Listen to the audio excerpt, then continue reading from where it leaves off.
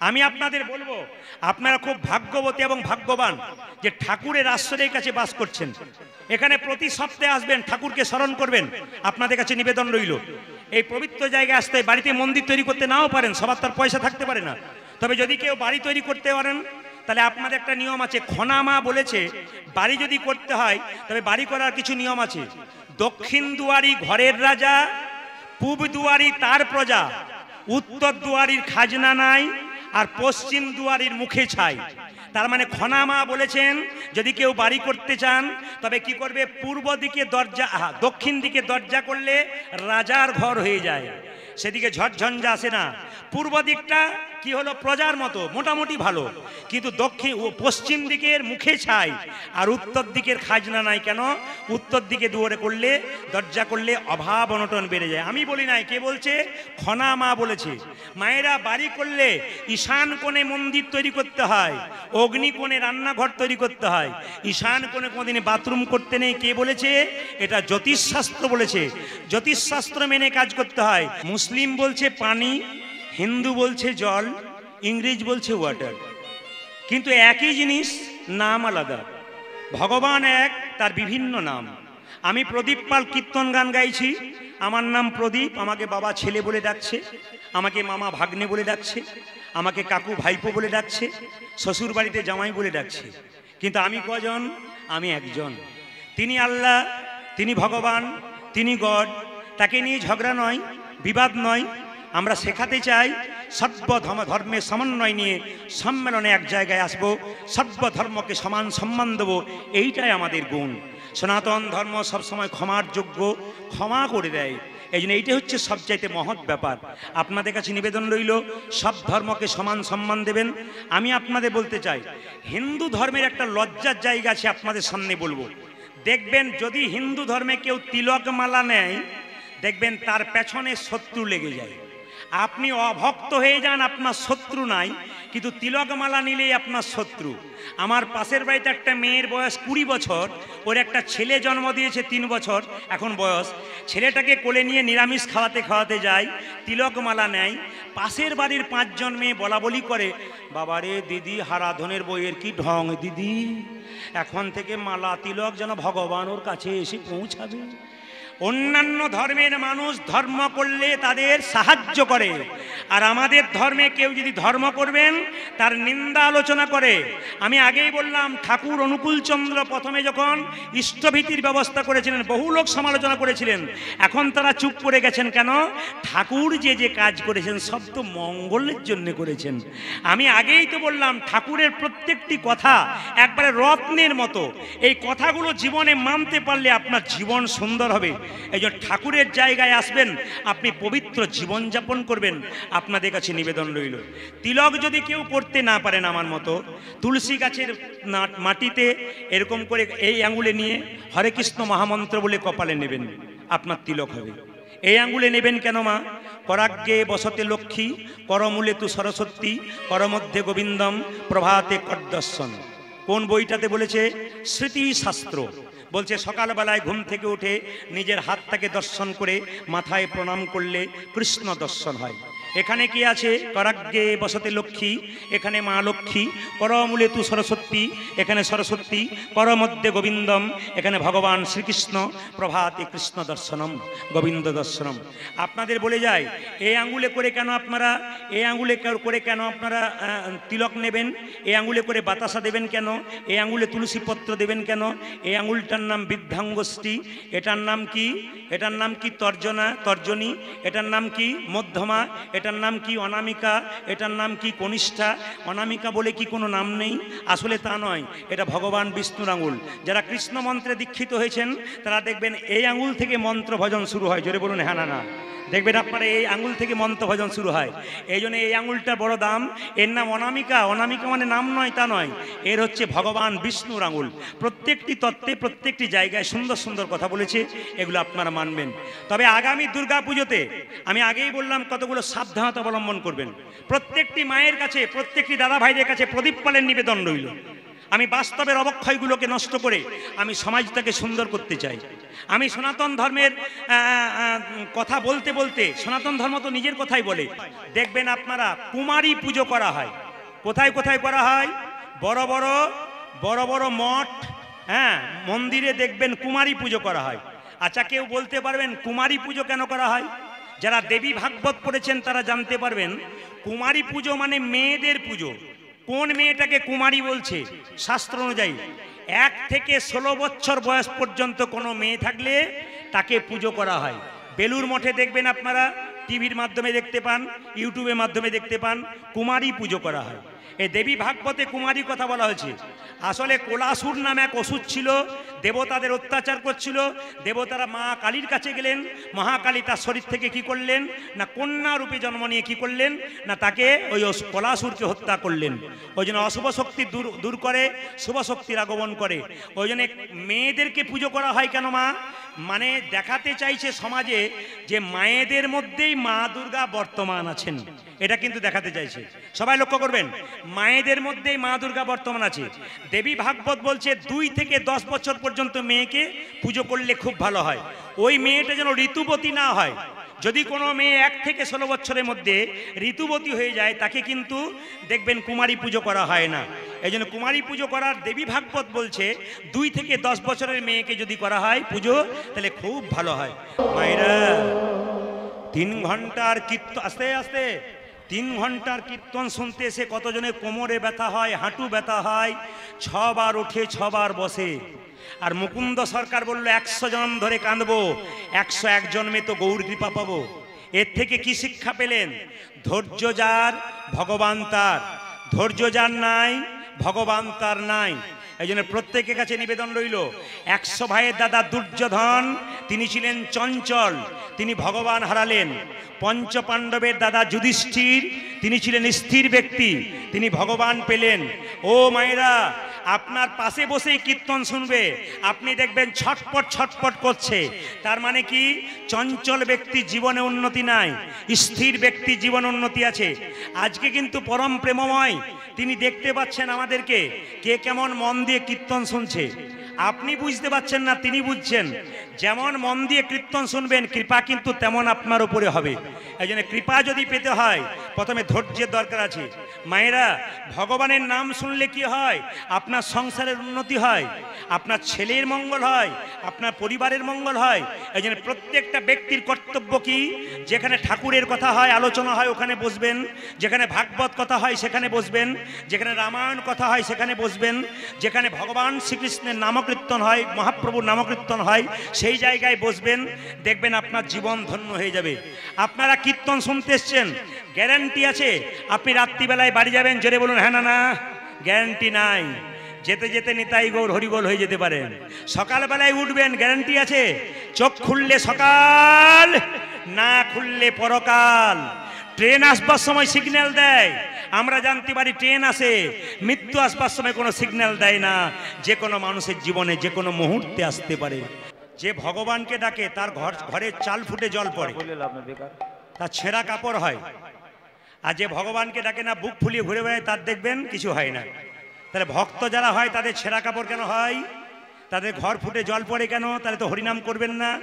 এখানে ভগবান বললেন যে আমার ভক্ত হয় তাকে যাচাই করে দেখি ঠিক মতো হয়েছে তো। এই জন্য মাঝে মাঝে ধাক্কা দেয়। ও মায়েরা, যারা ভগবানের ভক্ত হবেন তাদের মাঝে মাঝে ধাক্কা পেতে হবে। কেন বলুন তো? যে পড়াশুনো করে তাকে তো পরীক্ষা দিতে হয়, যে পড়াশুনো করে না তাকে পরীক্ষা দেবার কোনো দরকার হয় না।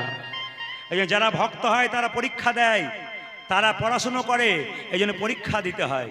তবে শুনে রাখুন, যারা অন্যায় করছে, পাপ করছে, ভগবান বলল প্রত্যেককে 2টো করে কলসি দিয়েছি, একটা পাপের কলসি, একটা পুণ্যের কলসি। যারা সংসারে পাপ করে করে বেড়াচ্ছে, অন্যায় করে করে বেড়াচ্ছে, আপনারা মনে মনে ভাবছেন তার তো কিচ্ছু হচ্ছে না, বুক ফুলিয়ে ঘুরে বেড়াচ্ছে। এখানে তত্ত্ব বলছে এই পাপের কলসি ওদের এখনো পূর্ণ হয় নাই। যখন পূর্ণ হবে 100 ভাইয়ের মতো, 5 পাণ্ডবের 100 ভাইয়ের মতো ভিখারির মতো রাস্তায় ঘুরে বেড়াবে। আর যারা কষ্ট পাচ্ছেন তারা কি মনে মনে ভাবছেন কষ্ট হচ্ছে? জেনে নিন, পুণ্যের কলসি যেদিন আপনাদের পূর্ণ হয়ে যাবে সেদিন ভগবান শ্রীকৃষ্ণের চরণ যুগল আপনাদের লাভ হয়ে যাবে। আপনিও প্রণাম করেন, আমরাও প্রণাম করি। আর কি ভাবি বলুন তো? ও বোধহয় গেল, আমি বোধহয় যাব না। কিন্তু যিনি মারা গেলেন তিনি হেলতে দুলতে গেলেন মাচায়, তিনি আমাদের শিক্ষা দিয়ে গেলেন। আমি মরে গেলাম না, আমি তোমাদের শিখিয়ে দিয়ে গেলাম।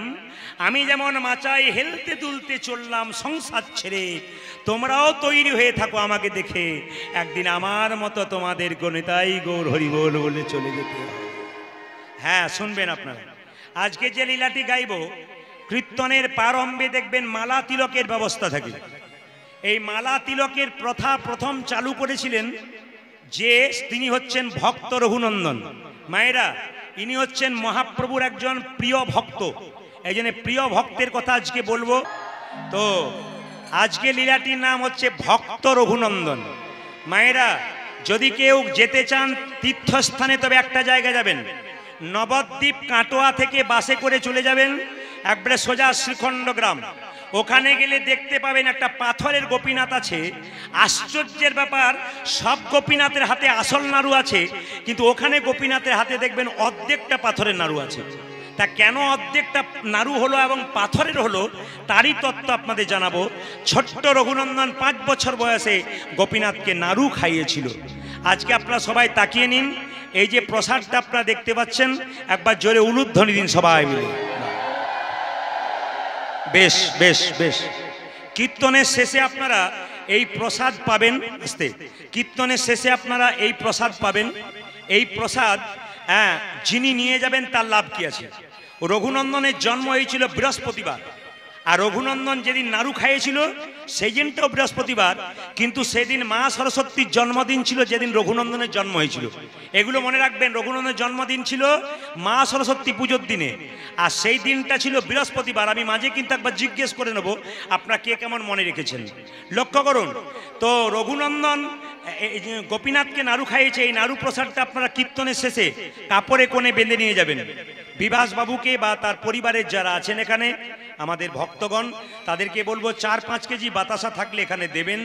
শেষে আপনাদের ভক্তদের দেওয়া হবে। যদি না পাওয়া যায় আমি বলে দেবো কিভাবে কি করবেন। এই প্রসাদটা আপনারা কাপড়ে কোণে নিয়ে যাবেন।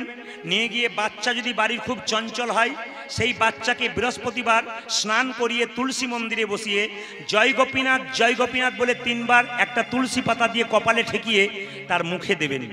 দেখবেন 1 বছর দেবেন। শাস্ত্র বলছে আপনার ছেলে কৃষ্ণ ভক্ত হবে, আপনার ছেলে ভক্ত হয়ে যাবে। আপনি গর্ব করে বলতে পারবেন, আমি চোরের মা নই, ডাকাতের মা নই, আমি কৃষ্ণ ভক্তের মা হতে পেরেছি, বাবা হতে পেরেছি। 2, যদি কোনো অসুস্থ ব্যক্তি ছটপট ছটপট করছে, অনেক কষ্ট পাচ্ছে, আপনি প্রমাণ দেখে নেবেন। তুলসী পাতা দিয়ে জয় গোপীনাথ বলে প্রতিদিন যদি প্রতি বৃহস্পতিবার যদি খাওয়ান, আস্তে আস্তে দেখবেন তার অনেক রোগ সেরে গেছে, অনেক কষ্ট দূর হয়ে গেছে, যদি বিশ্বাস থাকে বিশ্বাসের উপরে। 3, যদি আপনার বাড়িতে কোনো অশান্তি থাকে, প্রত্যেক দিন অশান্তি হচ্ছে, প্রমাণ দেখে নেবেন আপনারা। এই তুলসী পাতা, এই বাতাসাটা নিয়ে গিয়ে প্রতি বৃহস্পতিবার দিন তুলসী গাছের নিচে ভেঙে দেবেন। ভেঙে দেওয়ার পর আপনি প্রতিদিন 1 ঘটি করে জল তুলসী মন্দিরে দিয়ে 4 বার পরিক্রমা করবেন। বাড়ির প্রত্যেকেই দেবেন। 1 বছরের মধ্যে দেখবেন, 1 বছর পেরোবে না, 1 বছরের মধ্যে দেখবেন আপনার বাড়িতে শান্তি শৃঙ্খলা আসছে। প্রত্যেকেই কিন্তু তুলসী মন্দিরে জল দেবেন। সূর্য উদয় থেকে সূর্য অস্তের আগে পর্যন্ত আপনার তুলসী মন্দিরে জল দিতে পারেন, এটা কিন্তু মাথায় রাখবেন। আজকে কীর্তনের শেষে প্রসাদ নিয়ে যাবেন। প্রশ্ন করবেন, প্রদীপবাবু একটা বাতাসা পাবো, অর্ধেকটা পাবো, সারা বছর চলবে কি করে? আপনি বৃহস্পতিবার দিন বাড়িতে হরিল্লুট দেবেন 2 কেজি বাতাসা কি 1 কেজি বাতাসা, কৌটোর মধ্যে রাখবেন। ওই বাতাসাটা প্রতি বৃহস্পতিবার একটা তুলসী পত্র দিয়ে বাচ্চাকে খাওয়ান, দেখবেন 1 বছর দিব্যি চলে যাবে, কোনো অসুবিধা হবে না। যদি এই বাতাসা প্রসাদ দূরে যারা আছেন কেউ না পান, তবে বৃহস্পতিবার দিন বাড়িতে হরিল্লুট দেওয়ার পর ওই বাতাসাটা রেখে দেবেন। এটা ওটা একই, ভক্তি ভরে শুনবেন, স্মরণ করবেন, দেখবেন আপনার সব কাজ হবে। আগে লীলাটাকে শুনবেন, তবে ওই কাজটা করে আপনার লাভ আছে। তাই আসুন, আমরা শ্রীখণ্ড গ্রামের 2 ভাই, বড় ভাইয়ের নাম মুকুন্দ সরকার আর ছোট ভাইয়ের নাম নরহরি সরকার। মায়েরা, বড় ভাই ছিল কবিরাজ, চিকিৎসা করত, আর ছোট ভাই ছিল তার কম্পাউন্ডার, সাহায্য করত। একদিন নরহরি মুকুন্দকে বলছে, দাদা চলো না শ্রীখণ্ড থেকে একবার চলে যায় নবদ্বীপ সেবা সঙ্গনে মহাপ্রভুকে দেখবার জন্যে। অনেকটা রাস্তা। বড় ভাই বলছে হেঁটে যাবি কি করে? তখনকার দিনে তো গাড়ি ঘোড়া ছিল না, তখন পায়ে হেঁটেই বহু রাস্তা যেতে হতো, মানুষের কোনো রোগ ছিল না। এখন হাঁটে না বলে রোগের বৃদ্ধি হয়ে গেছে। এ সম্বন্ধে ঠাকুর সুন্দর সুন্দর কথা বলেছেন। এই কথাগুলো আমি কিছু মনে করবেন না, কিছু কিছু কথা আমি ইউটিউবের মাধ্যমে ঠাকুরের নিয়ে বলেছিলাম। তো কিছু কিছু আমাদের কীর্তন জগতের মানুষ আমাকে ঠাট্টা করে বলেছিল, এগুলো কোথায় পাওয়া যায়? লজ্জা লাগা উচিত ওদের, যারা ঠাকুর নিয়ে পড়াশুনো করে না তারা জানবে কি করে? ঠাকুর একটা কথা বলেছিলেন যে ঝাড়ু 3 জায়গায় রাখতে নেই। অনুকূল ঠাকুরের যত মন্তব্য দেখবেন, যত বক্তৃতা দেখবেন, যত বড় বড় বক্তারা আছেন দেন, বলছে ঝাড়ু 3 জায়গায় রাখতে নেই। ঠাকুর বলেছেন ঝাঁটা কোথায় কোথায়? ঠাকুর ঘরে, রান্নাঘরে, আর কোথায়? শোবার ঘরে। এই 3টি কথা আমি বলেছিলাম, তার জন্য বহুজন আমার পেছনে লেগেছিল, এখনকার কীর্তন ঝাঁটা কোথায় রাখতে হয়? না না, এগুলো হচ্ছে হিন্দু ধর্মের লজ্জার ব্যাপার। ঠাকুরকে নিয়ে যারা পড়াশুনো করে না তারা বলে, কিন্তু ঠাকুরকে নিয়ে যারা পড়াশুনো করে তারা বিরূপ মন্তব্য কোনদিন করে না। কারণ এরা তো ঠাকুরকে নিয়ে পড়াশুনো করতে হবে, প্রত্যেক দিন প্রত্যেকজন মহাপুরুষের কথা জানতে হবে। আমাদের অনুকূলচন্দ্র ঠাকুর হচ্ছেন হিন্দু সনাতন ধর্মের একজন আধ্যাত্মিক মহাপুরুষ, তাকে আমাদের স্মরণ করতে হবে। মায়েরা, বড় ভাই মুকুন্দ, ছোট ভাই নরহরি দুজনে মিলে চলল কোথায়? শ্রীবাসঙ্গনে মহাপ্রভুকে দেখবার জন্যে। গাইতে গাইতে যাচ্ছে, চলুন আমরা সবাই মিলে যাব এই গান গাইতে গাইতে, হাততালি দিতে দিতে। কৃষ্ণ কেশব কৃষ্ণ কেশব কৃষ্ণ কেশব তাই নাম, রাম রাঘব রাম রাঘব রাম রাঘব রক্ষম। হরে কৃষ্ণ কৃষ্ণ কৃষ্ণ হরে হরে, হরে রাম রাম রাম হরে হরে। কৃষ্ণ কেশব কৃষ্ণ কেশব কৃষ্ণ কেশব তাই নাম, রাম রাঘব রাম রাঘব রাম রাঘব রক্ষম। হরে হরে কৃষ্ণ কৃষ্ণ কৃষ্ণ হরে হরে, হরে রাম রাম রাম হরে হরে।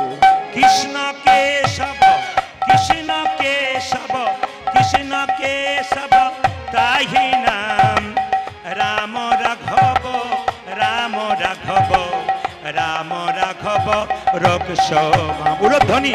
হরে কৃষ্ণ কৃষ্ণ কৃষ্ণ হরে হরে, হরে রাম রাম রাম হরে হরে। কৃষ্ণ কেশব কৃষ্ণ কেশব কৃষ্ণ কেশব তাই নাম, রাম রাঘব রাম রাঘব রাম রাঘব রক্ষম। কৃষ্ণ হে যে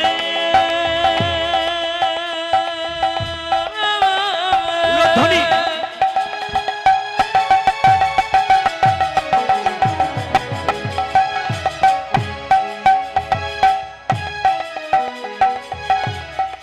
কৃষ্ণ হে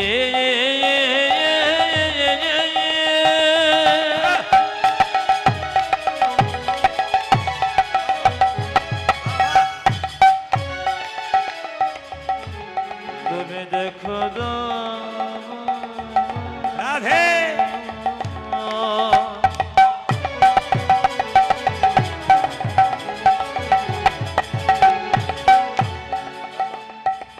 কৃষ্ণ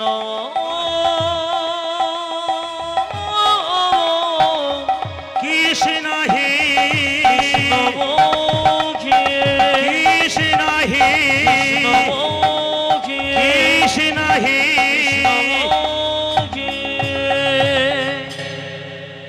আমি প্রায় জায়গাতে যাই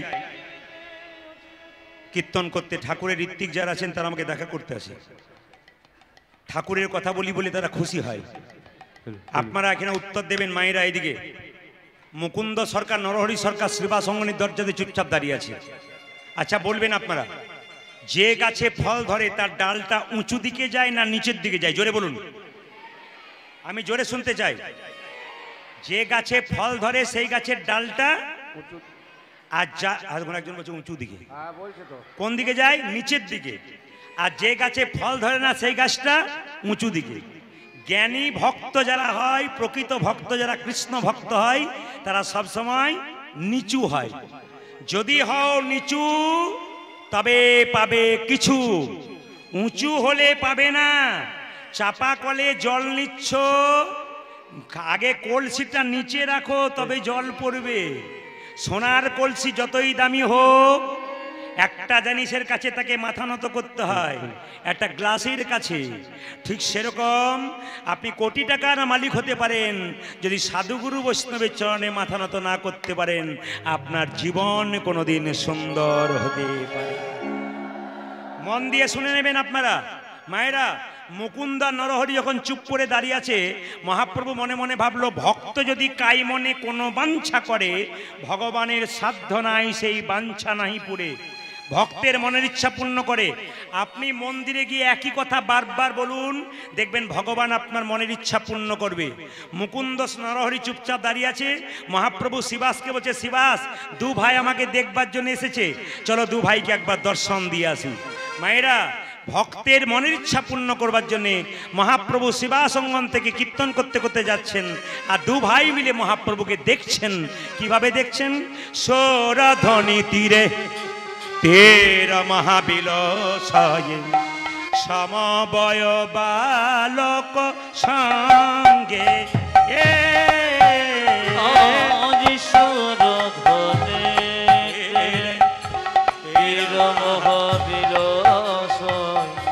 সমবয় বালক সঙ্গে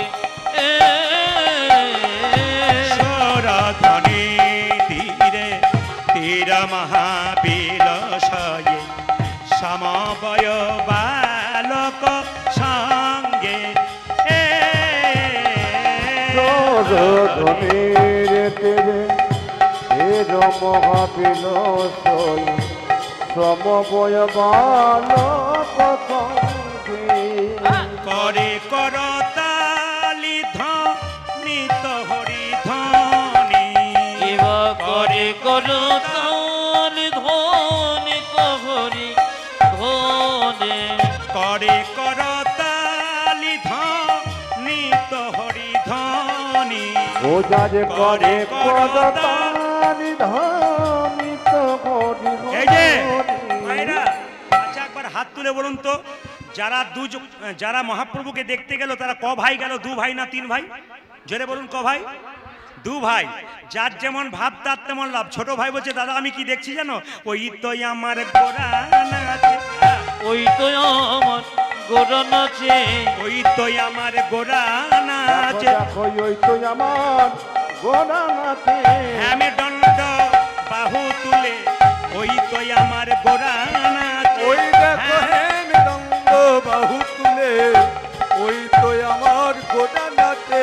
আমি দণ্ড বাহু তুলে, ওই তো আমার গোরা ওই নাচে। দেখো হেমি দণ্ড বাহু তুলে, ওই তো আমার গোরা নাচে।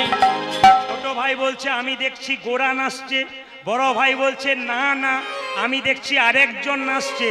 ওই তো গোরাই নাচে, আরে ওই তো গোরায় নাচে, ওই তো গোরাই নাচে। ও দেখো ওই তো গোরাই নাচে। অন্তরে যার শ্যাম নাচে, বাইরে গোরাই নাচে। ও ওই অন্তরে যার শ্যাম নাচে, ওই তো গোরাই নাচে। অন্তরে যার শ্যাম নাচে, বাইরে গোরাই নাচে। ওদের অন্তরে যার শ্যামে নাচে, বাইরে গোরায় নাচে।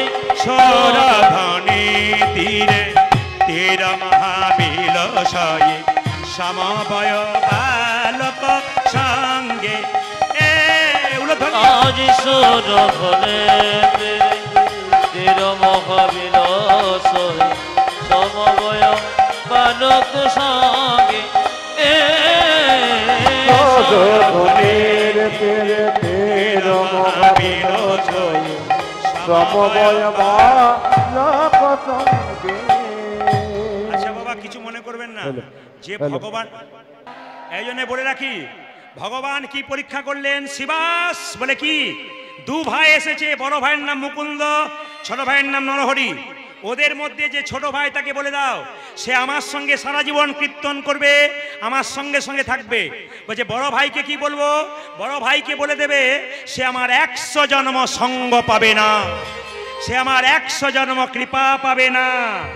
আপনারা শুনবেন মন দিয়ে, এই হরিবাসরে যদি দু ভাই কীর্তন শুনতে আসে, এক ভাই কৃপা পেল, এক ভাই পেল না, যে পেল তার তো আনন্দ হবে।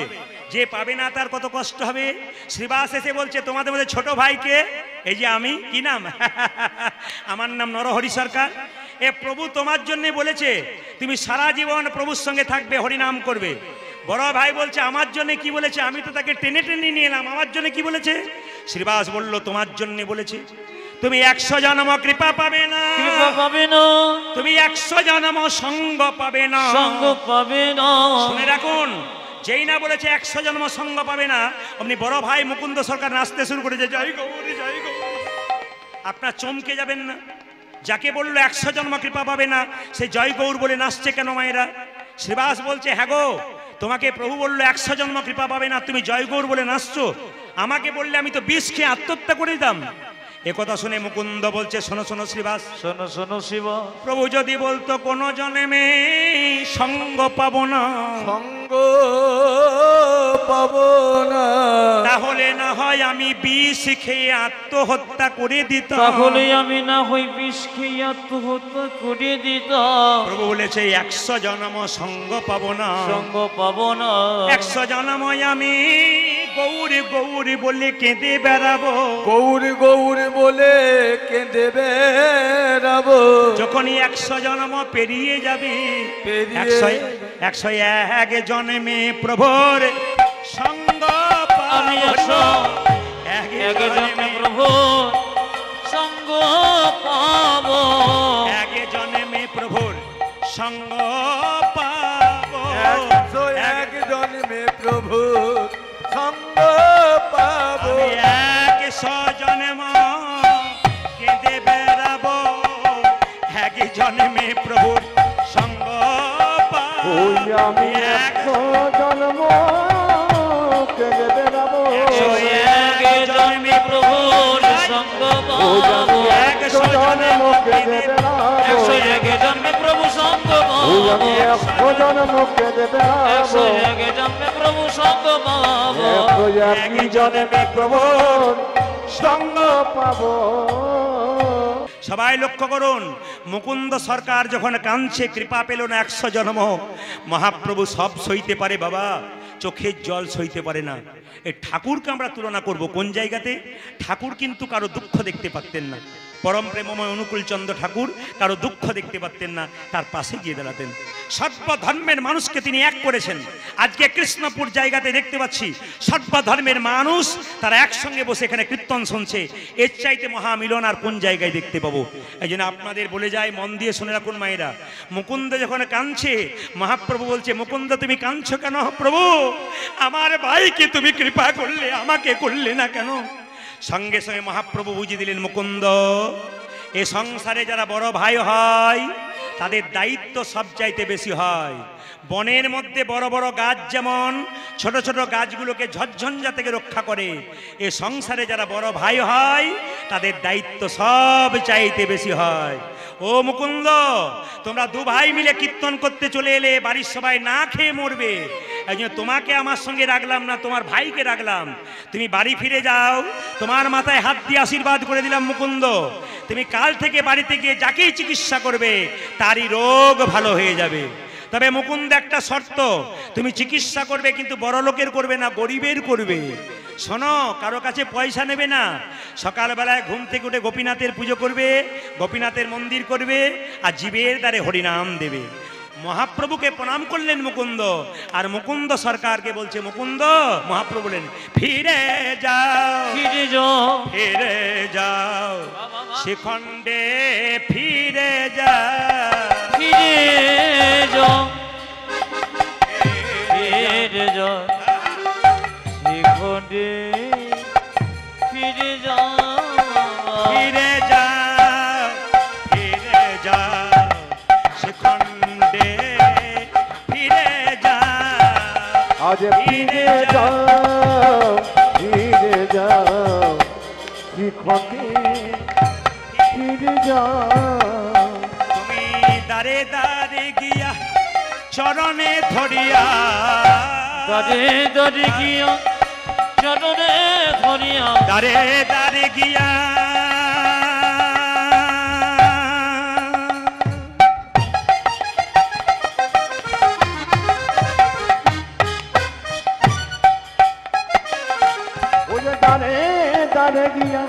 চরণে ধরিয়া হরির নাম বিলাও দারে দারে গিয়া চরণে ধরিয়া হরির নাম বিলাও ফিরে যাও শিখণ্ডে ফিরে যাও ফিরে যাও শিখণ্ডে ফিরে যাও আমার মহাপ্রভুর আজ্ঞা পাইয়া মুকুন্দ চলিলা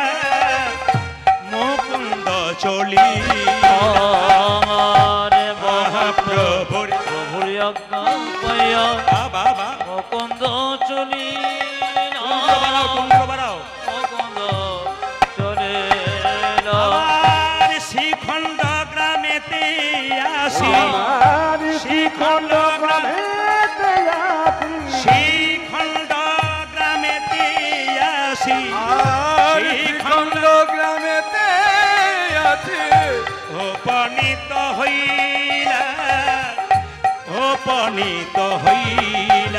আমি শিখণ্ড গ্রামেতে আসি উপনীত হইয়া বল হরি বল ধ্বনি বল হরি বল হরি বল হরি গোপীনাথ জিউ কি জোরে বলুন গোপীনাথ জিউ কি জয় যখন মুকুন্দ সরকার এলেন তখন মহালয়ার সময় পড়ে গেল। আচ্ছা বাবা কিছু মনে করবেন না, আমাদের সনাতন ধর্মে 12 মাসে 13 পার্বণ। আপনারা যেখানে আছেন বসে আপনাদের বলে যাই, আগামীতে আমাদের একটা দুর্গা পুজোর 7 দিন আগে মহালয়া হয়। জোরে বলুন হ্যাঁ না হ্যাঁ। এটা কত আশ্বিন পড়েছে জোরে বলবেন? 26শে আশ্বিন। এই মহালয়ার দিনে কি হয়? পিতৃপুরুষগণের তর্পণ করা হয়। স্বয়ং রামচন্দ্র লঙ্কা বিজয় করবার আগে পিতৃপুরুষদেরকে তর্পণ করে তারপর গিয়েছিল, মঙ্গল হয়েছিল রামচন্দ্রের। এই জন্য আপনারা শিখে নিন, সারা বছর পরে একবার পিতৃপুরুষগণকে আপনারা সেদিন তর্পণ করবেন। জল এবং তিল দিয়ে গঙ্গার ঘাটে করতে পারেন, যে কোনো সুন্দর নদীতে করতে পারেন, সবার কাছে নিবেদন রইল। এই মহালয়া হচ্ছে কি বলুন তো? কৃষ্ণ পক্ষের অবসান আর দেবী পক্ষের আগমন, এরই নাম হচ্ছে মহালয়া। ওই জন্য আপনাদের কাছে নিবেদন রইল, যে যেখানে বসে আছেন আগামী 26শে আসুন, আপনারা মহালয়ার দিনে মাকে আহ্বান করুন, মা যোগমায়াকে। এইবার বলে দিই, মহালয়ার 7 দিন পরে কি হয়, যারা ঘুমাচ্ছেন তারা শুনবেন ভালো করে। চোখ আমার খুব খারাপ, হরে কৃষ্ণ হরে কৃষ্ণ। চোখ আমার খুব খারাপ, মানে আমি দেখতে পাই আর কি। এই জন্য একটু জেগে নিন। কেন বলুন তো? এসে থেকে যদি কেউ ঘুমায়, শেষে আর নিতাই গৌর হরিবল হয়ে যাবে, কিছু বুঝতেই পারবে না। আমার দিকে তাকা মায়েরা, পতিতালয়ের মাটি আর রাজ দরবারের মাটি দেখবেন মায়ে মা দুর্গার পুজো লাগে। রাজ দরবারের মাটি আর পতিতালয়ের কেন জেনে নিন। রাজ দরবারের মাটি আর পতিতালয়ের মানে কি? মা বলতে চাইছে রাজা জমিদার থেকে পতিতা পর্যন্ত সবাই আনন্দে মেতে থাকবে আমার পুজোর সময়। মা কিন্তু সবাইকে সম্মান দিয়েছেন। পতিতা মেয়ে যারা আছে তারা কিন্তু সহজে যায় নাই, বিপাকে পড়ে গেছে, মা তাদেরকেও সম্মান দিচ্ছে। এই জন্য পতিতালয়ের মাটি দেখবেন মা দুর্গার পুজোর সময় লাগে। মায়েরা একটু বলবেন, মা দুর্গার পুজো হচ্ছে তার জন্য অসুরের পুজো হয় কেন? আমার দিকে তাকান। মা দুর্গার পুজো হচ্ছে, অসুরের পুজো হয় কেন? অসুর যখন পরাজিত হয়ে গেল তখন মা দুর্গাকে কেঁদে কেঁদে বলল, মা মা যেমন দুর্গতি নাশিনী, মা যেমন মহিষাসুর মর্দিনী, সেরকম মা হলো করুণাময়ী। প্রমাণ দেখুন, যখন মহিষাসুর মর্দিনী, মহিষাসুর যখন বধ হয়ে যাচ্ছে তখন কেঁদে কেঁদে বলছে, মা আমি তো হেরে গেলাম, সারা জীবন ধরে তোর সঙ্গে আমি কি করলাম? অন্যায় করলাম, অত্যাচার করলাম, দুঃখ দিলাম, অপমান করলাম। শেষে তোমার কাছে আমার একটা নিবেদন রইল মা, কি? আমার শেষ ইচ্ছে একটা আছে, তুমি পূর্ণ করো। কি? আমি যেন তোমার চরণতলে বসে, তুমি যেখানে পূজা পাও, আমি যেন তোমার চরণতলে চিরকাল ঠাঁই পেয়ে যাই। মা বললেন, যাও মহিষাসুর, তোমাকে আমার পায়ের সামনে রাখলাম, আমি যেমন পুজো পাবে আমি যেমন পুজো পাবো তুমিও কিন্তু পুজো পাবে। মা দুর্গাকে পুজো করতে করতে মহিষাসুরকেও দেখবেন পুজো করা হয়। মায়ের অপার করুণা, মা আসছে ঘরে, আপনার সবাই আনন্দে দিন করাবেন। মুকুন্দ সরকার যখন বাড়িতে এলো মা, সবাই লক্ষ্য করুন, তার স্ত্রী সুন্দর করে একটা গোপীনাথের মন্দির তৈরি করলেন, তারা দুজন মিলে মন্দির তৈরি করলেন।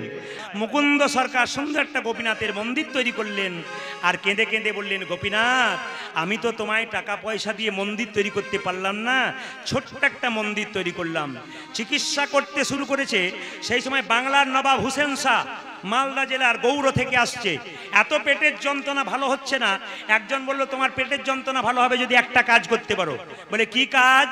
না তুমি যদি ফকির সেজে যেতে পারো তোমার রোগ ভালো হয়ে যেতে পারে। নবাব হুসেন শাহ ফকির সেজে ছুটে এলো কোথায়? শ্রীখণ্ডে। এসে দেখছে প্রচুর লোক লাইন দিয়ে দাঁড়িয়ে আছে। সবাইকে বলল, বাবা আমি হলাম মুসলমান, আমি ফকির, আমার নাম হুসেন ফকির, আমাকে একটু জায়গা দাও। কেউ চিনতে পারলো না উনি নবাব এসেছেন, কিন্তু ফকির সেজে এসেছেন। যখন সবাই জায়গা দিল তখন দেখতে পেল মুকুন্দ সরকার সকালবেলায় ঘুম থেকে উঠে গোপীনাথের পুজো করছে। নবাব মনে মনে ভাবছে, বা মুকুন্দ তোমার কাছ থেকে শিক্ষা পেলাম, জীবনে কোনো উন্নতি করতে গেলে, জীবনে কোনো কর্ম করতে গেলে প্রথমে ভগবানের নাম করতে হয়। মুকুন্দ সরকার গাইছে আর নবাব শুনছে। সবাই শুনবেন মায়েরা, মুকুন্দ সরকার গাইছে। কি গাইছে? সবাই শুন। আমার মন মন ধীরে মদন মোহন দাঁড়াবে গোয়াসি ডাকিয়া মন্দিরে মদন মোহন দরবে গোসে ডাকিয়া। মন মন্দিরে মদন মোহন দাঁড়াবে গোয়াসি ডাকিয়া। ওই আমার মন্দিরে মদন মোহন দাঁড়াবে গোয়াসি ডাকিয়া। কান্দিয়া কান্দিয়া তব নাম লইয়া, কান্দিয়া তব নাম লইয়া, কান্দিয়া উলধ্বনি।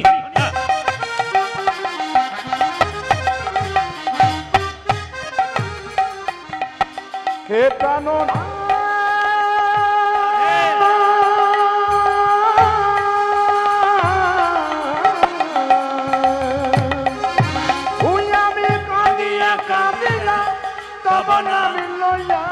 নান জলে বুক ভাসাইয়া, আমি কাঁদিয়া কাঁদিয়া তব নাম লইয়া, নান জলে বুক বুকে ভাসে যায়। মন মন্দিরে মদন মোহন দাঁড়াবে গোয়াসি ডাকিয়া। উলধ্বনি। আমার মন মন্দিরে মদন মোহন দরবে গোসে ডাকিয়া। আপনাকে ডাকলাম, আপনাকে চশমা পরে, চশমা পরে আপনাকে ডাকছি। ওই যে পেছনে পেছনে। না না আপনাকে নয়, মুকুন্দ সরকার ডাকছে নবাবকে, নবাবকে ডাকছে, চশমা পরে দাঁড়িয়ে আছে। এই যে এই যে এই যে এ কি হয়েছে তোমার? আমার পেটে খুব যন্ত্রণা। কি নাম তোমার? আমার নাম হুসেন ফকির। মায়েরা কে এসছে? নবাব। আর তোমার নাম কি? আমার নাম হুসেন ফকির। কি হয়েছে? পেটে যন্ত্রণা।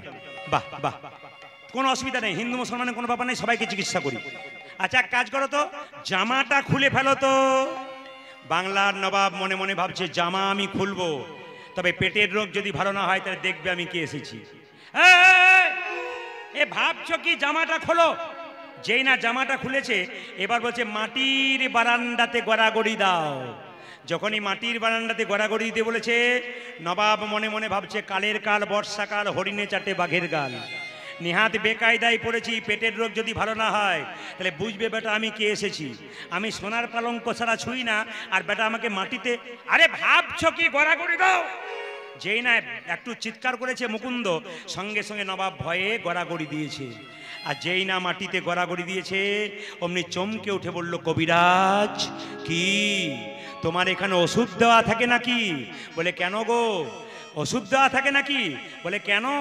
আসলে তা নয়, আমি যখন গড়াগড়ি দিলাম আমার অর্ধেকটা পেটের রোগ ভালো হয়ে গেল। মুকুন্দ বলল সবাইকে দিতে দিতে এক আধটু পড়ে যাই তো, সেটা তোমার কাজে লেগে গেছে। আসল তত্ত্ব বলছে তা নয়, তা নয়। ভক্ত পদ ধুলিয়ার ভক্ত পদ জল, ভক্ত পদ জল, ভক্ত ভুক্ত শেষ হয় তিন মহাবল। মায়েরা, আপনারা জানেন কিনা জানি না, যারা প্রকৃত কীর্তন ভক্ত হয় তাদের নিয়ম হচ্ছে কি বলুন তো, কীর্তনের শেষে দেখবেন ধুলোতে বারবার গড়াগড়ি দেয়। আপনারা চমকে যাবেন শুনলে, আসতে আপনার চমকে যাবেন শুনলে। আমি কয়েকদিন আগে হুগলি জেলা একটা আসরে গান গাইছিলাম। কলকাতা থেকে 3টে মেয়ে একটা 4 চাকা গাড়িতে এসেছে, 3টি মেয়ে গোপালকে কোলে নিয়ে। গোপাল 3টেকে সামনে রেখে কীর্তন শুনছে। আমি জিজ্ঞেস করলাম, কীর্তনের শেষে দেখছি সবাই উঠলো, হাততালি দিল, আনন্দ করলো। ওই মেয়ে 3টি কিন্তু ধুলোতে গড়াগড়ি দিচ্ছে। একটা মেয়েকে জিজ্ঞেস করলাম, দিদি তুমি যে নতুন শাড়ি পরে ধুলোয় গড়াগড়ি দিলে, তা তোমার শাড়িটা ময়লা হয়ে যাবে না? উনি তখন বললেন, আপনার কীর্তনেই তো শুনেছি স্বামীর যদি 4টে কাপড়ের দোকান থাকে, শ্মশানের চিতাতে যখন নিয়ে যাওয়া হবে একটা কাপড়ও তার সঙ্গে দেওয়া হবে না। কাপড়ের কি দাম আছে? এই জন্য ধুলায় গড়াগড়ি দিচ্ছে। মায়েরা আমার দিকে তাকাবেন, যে যেখানে বসে আছেন। মুকুন্দ সরকার ধুলায় গড়াগড়ি দিল, আর যে না গড়াগড়ি দিল অর্ধেকটা পেটের রোগ ভালো হয়ে গেল। আর সঙ্গে সঙ্গে মুকুন্দ বলে, দেখি দেখি দেখি দেখি তুমি হাঁ করো তো, তোমাকে আসল ওষুধটা দিয়ে দিই। যেই না আসল ওষুধটা দিয়েছে অমনি নবাবের সমস্ত রোগ ভালো হয়ে গেছে। নবাব বলে উঠল, মুকুন্দ। মুকুন্দ বলল, কার এত বড় সাহস যে আমার নাম ধরে রাখছে? নবাব বলল, আমি হলাম সারা বাংলার নবাব হুসেন শাহ। বাহ, তুমি নবাব? হ্যাঁ, আমি তোমাকে পরীক্ষা করতে এসেছিলাম তুমি কত বড় কবিরাজ। সত্যি তুমি বড় কবিরাজ, তবে তোমাকে এখানে রাখবো না, আমি মালদায় গৌড়ে তোমায় নিয়ে চলে যাব। রাত্রিবেলায় মুকুন্দ সরকার মহাপ্রভুর মন্দিরে কেঁদে কেঁদে বলছে, প্রভু তুমি তো ভগবানের নাম বিলোতে বলেছিলে, গরিবের চিকিৎসা করতে বলেছিলে, জীবের দ্বারে হরিনাম দিতে বলেছিলে, তুমি তো আমাকে মুসলমানের বাড়ি যেতে বলনি। মহাপ্রভু আকাশবাণী করে বললেন, মুকুন্দ ঈশ্বর যা করে তা, জোরে বলুন, জোরে বলবেন, ঈশ্বর যা করে তা। আমি জোরে শুনতে চাই, ঈশ্বর যা করে তা। আচ্ছা, এখন যদি বৃষ্টি হয়ে যায় ঈশ্বর যা করে তা? আপনারা বলছেন মঙ্গল হয়, অনেকের কিন্তু কষ্ট হয়। আচ্ছা, আপনার ছেলে পরীক্ষাতে ফেল করেছে, কাছে গিয়ে কেউ যদি বলে ঈশ্বর যা করেছে তা মঙ্গলের জন্য, আপনি কি বলবেন? বাজে বকবেন না তো? আপনার ভালো হলে মঙ্গল, আর মন্দ হলে মঙ্গল নয়। কিন্তু জেনে রাখবেন, ঈশ্বর যা করছে প্রত্যেকটি মঙ্গলের জন্য করছে, যত কাজ করছে সব মঙ্গল। আপনার একটি মাত্র ছেলে মারা গেল, আপনি কষ্ট পেলেন, কিন্তু জেনে রাখুন ঈশ্বর যা করছে মঙ্গলে। এই মনে যদি শান্তি কেউ নিতে পারে, কৃপা কিন্তু তার হতে পারে। মুকুন্দ সরকার বলল, তাহলে আমি কি করব? নবাব বলল, আমার সঙ্গে তুমি মালদায় চলো। মালদাতে গিয়ে গৌড়ে গিয়ে নবাব বলল, মুকুন্দ তোমার কিছু ইচ্ছা আছে? বলে, আমার ইচ্ছা আছে কি? আমি যেন গরিবের চিকিৎসা করতে পারি, আমি যেন গোপীনাথের মন্দির তৈরি করতে পারি, আর জীবের দ্বারে হরিনাম দিতে পারি। এত বড় বাংলার নবাব মুসলমান হলে কি হবে? তিনি সৎ ইমানদার। তিনি কি বললেন? তোমাকে গোপীনাথের মন্দির তৈরি করে দিলাম, জীবের দ্বারে হরিনাম দেবে, আর তুমি আমার চিকিৎসা করবে, গরিবেরও চিকিৎসা করবে। মায়েরা, মুকুন্দ সরকার কি করছে দেখুন, গোপীনাথের মন্দিরে বসে ভগবানের গুণগান গাইছে, আর নবাব দাঁড়িয়ে দাঁড়িয়ে দেখছে তাকে দুজন মহিলা পাশে হাওয়া করছে তাল পাতার পাখাতে। মনে রাখবেন, কিসের পাখা বললাম? তাল পাতার পাখা। তার মধ্যে কতগুলো ময়ূরের পালক হাওয়া করছে নবাবকে। নবাব দাঁড়িয়ে দাঁড়িয়ে শুনছে, আর মুকুন্দ সরকার গাইছে, মায়েরা উলুধ্বনি দিচ্ছে, আমার কানু সে বিনোদ রায় গো, কানু সে বিনোদ রায়, আমার কানু সে বিনোদ রায় গো, কানু সে বিনোদ রব। আমার কানু সে বিনোদ রায় গো, কানু সে বিনোদ মায়েরা, রায়। এই গানটা যতক্ষণ গাইবো আপনার উলুধ্বনি দেবেন, খুশি হব। দেখবো আপনাদের উলুদ জোর কেমন আছে। সবাই মিলে, আমার কানু সে বিনোদ রায় গো, আমার কানু সে বিনোদ রায়, আমার কানতে বিনোদ রায় গো, আমার কানতে বিনোদ রায়। বিনোদ চূড়াই বিনোদ বরিহা, বিনোদ চূড় বিনোদ বরিহা, বিনোদ চূড়াই বিনোদ চড়ায় বিনোদ বরিহায় বরিহা বরিহা বিনোদ উড়িছে তাই গো কানু সে বিনোদ রায় আমার কানু সে বিনোদ রায় গো কানু সে বিনোদ রায় ওই আমার কানতে বিনোদ রায় গো আমার কানতে বিনোদ ও মা রায় কি সুন্দর রূপের বর্ণনা ও তারে বিনোদ ললাটে বিনোদ তিলক বিনোদ বিনোদ সাজে গো বিনোদ ললাটে বিনোদ তিলক বিনোদ বিনোদ সাজে গো বিনোদ ললাটে বিনোদ তিলক বিনোদ বিনোদ সাজে বিনোদ ললাটে বিনোদ তিলক বিনোদ বিনোদ বিনোদ সাজে গো বিনোদয় ধরে বিনোদ মুরলী বিনোদয় ধরে বিনোদ মুরলী বিনোদয় ধরে বিনোদ মুরলী ধরে বিনোদ মুরলী বিনোদ বিনোদ বাজে গো বিনোদ বিনোদ বাজে আমার কানু সে বিনোদ রায় গো কানু সে বিনোদ ওই রায় আমার কানতে বিনোদ রায় গো আমার কানতে বিনোদ রায় আচ্ছা কারা কারা তিলক করেন একবার হাত তুলবেন তো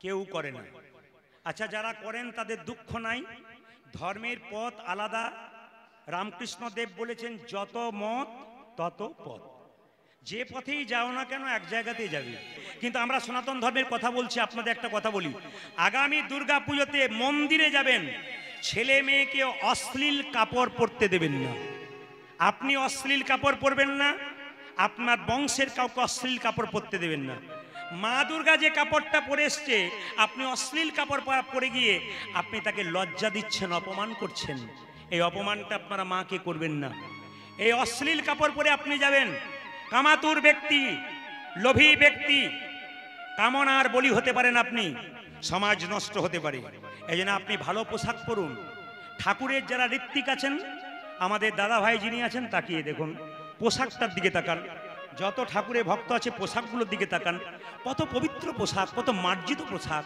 এই পোশাকগুলোর দিকে লক্ষ্য করতে হবে ঠাকুর কত সুন্দর কথা বলে গেছেন নিজের লজ্জাটাকে আবরণ করতে হবে কিন্তু আমরা সনাতন ধর্মকে বাদ দিয়ে ঠাকুরের কথা বাদ দিয়ে পাশ্চাত্য শিক্ষাকে গ্রহণ করতে গিয়ে আমাদের ধর্মটাকে নষ্ট করে দিচ্ছি আপনাদের কাছে নিবেদন রইল মা মন্দিরে প্রত্যেকটি মন্দিরে এ গান যেন বাজে যেমন ধূপ দিলে নাকে সুগন্ধ হয় আপনি মন্দিরে গেলে বিভোর হয়ে যান সেরকম মন্দিরে এমন কিছু গান বাজাবেন না যে গান বাজালে আমাদের ধর্ম নষ্ট হয় মন্দিরে এরকম গান বাজানো উচিত মন্দিরে ঢোকার সঙ্গে সঙ্গে যেন মন্দিরে গানটা শুনলে আপনার কানটা শান্তি পায় আপনি মন্দিরে মার্জিতভাবে ব্যবহার করতে পারেন আমি একটা কথা বলে রাখি সবাই লক্ষ্য করুন যদি নিজের ধর্মকে আপনি অপমান করবেন অন্য ধর্মের মানুষ আপনাকে প্রশ্ন করবে আমাকে এক জায়গায় প্রশ্ন করেছিল আপনার চমকে যাবেন একটি জায়গায় আমি গত বছর দুর্গাপুজোর সময় গান করতে যাচ্ছিলাম আমার লজ্জা লাগলো কি জানেন বিরাট বড় প্যান্ডেল করেছে প্যান্ডেলের সামনে মা দুর্গাকে স্কুটির ওপর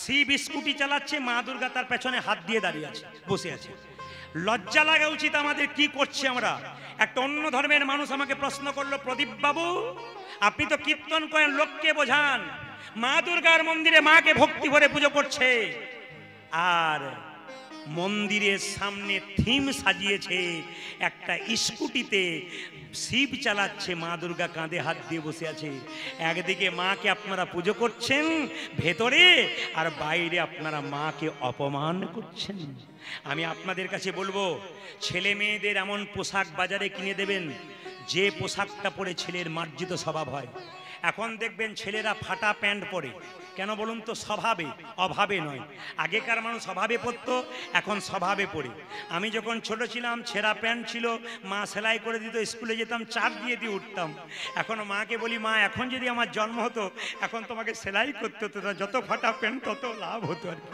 না না কোন জায়গায় পৌঁছাচ্ছি আমরা এটার দিকে লক্ষ্য করবেন সমাজটা যে অবক্ষয় হচ্ছে আমি আপনাদের বলবো ছোট বাচ্চা মেয়ে পুজোর আগে দোকানে গিয়ে বললো মা বাবা আমাকে খাটো পোশাক কিনে দাও আপনি ভাববেন ছোট বাচ্চা কিনে দিই কিন্তু ওই বাচ্চাটা যখন বড় হবে, খাটো পোশাক পরে অভ্যাস করেছেন আপনি 16 বছর বয়সে, আর আপনাকে ডাকবে না, নিজে কাপড়ের দোকানে খাটো পোশাক পরে বাবা মায়ের সামনে দাঁড়াবে, বাবা মা লজ্জায় তার দিকে তাকাতে পারবে না। এমন পোশাক আপনার ছেলে মেয়েকে কিনে দেবেন না। যে পোশাক পরে সমাজ নষ্ট করে, যে পোশাক পরে বাবার সামনে দাঁড়ালে বাবা লজ্জায় তাকাতে পারে না, এই পোশাক বাচ্চাকে পরাবেন না। ওই মেয়েটা যখন বড় হবে, কাটা পোশাক পরে রাস্তা দিয়ে যাবে, কিডন্যাপ হবে, আপনি সরকারকে দোষ দেবেন, আপনি প্রশাসনকে দোষ দেবেন। আপনি তাকে দোষ দেবেন কেন? নিজেকে দোষ দিন। কিডন্যাপ থেকে ফিরবে, মেয়েকে গালে চট দিয়ে বলবেন, কোথায় ছিলি, কোথায় গিয়েছিলি তুই? মেয়েকে চটটা মারবার আগে আপনার গালে চটটা মারুন। আপনি আপনার মেয়েকে তৈরি করে দিয়েছেন। এই জন্য আপনাদের কাছে নিবেদন রইল, সমাজের কিছু অবক্ষয় আপনারা দূর করুন। দেখবেন ধূপকাঠির প্যাকেটে রাধাকৃষ্ণের ছবি থাকে। আপনি রাধাকৃষ্ণের মন্দিরে ধূপ দিয়ে সুগন্ধ করলেন, আর প্যাকেট শেষ হয়ে গেলে প্যাকেটটা নর্দমায় ফেলে দিলেন, তাহলে একদিকে ভগবানকে মান দিলেন, একদিকে অপমান করলেন।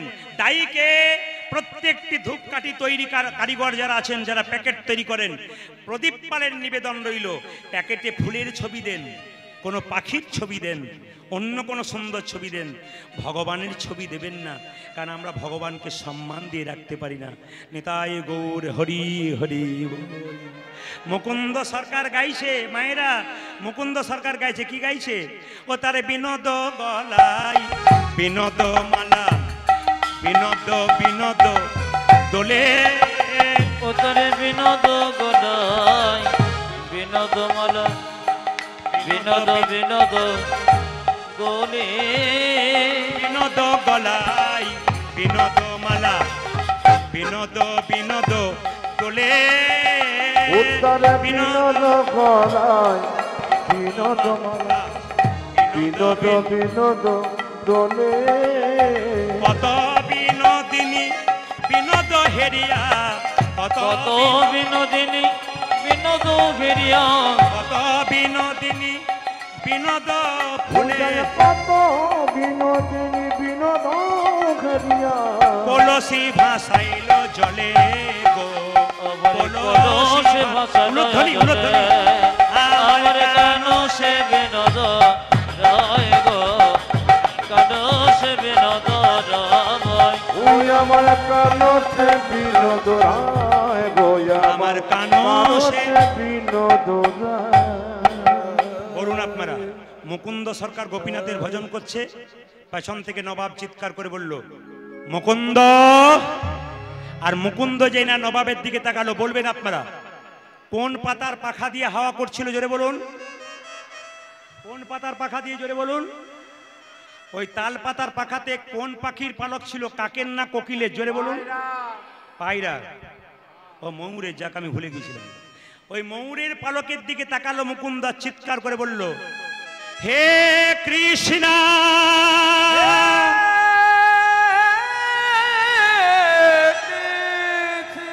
করুণা, তুমি করুণা করুণা করো,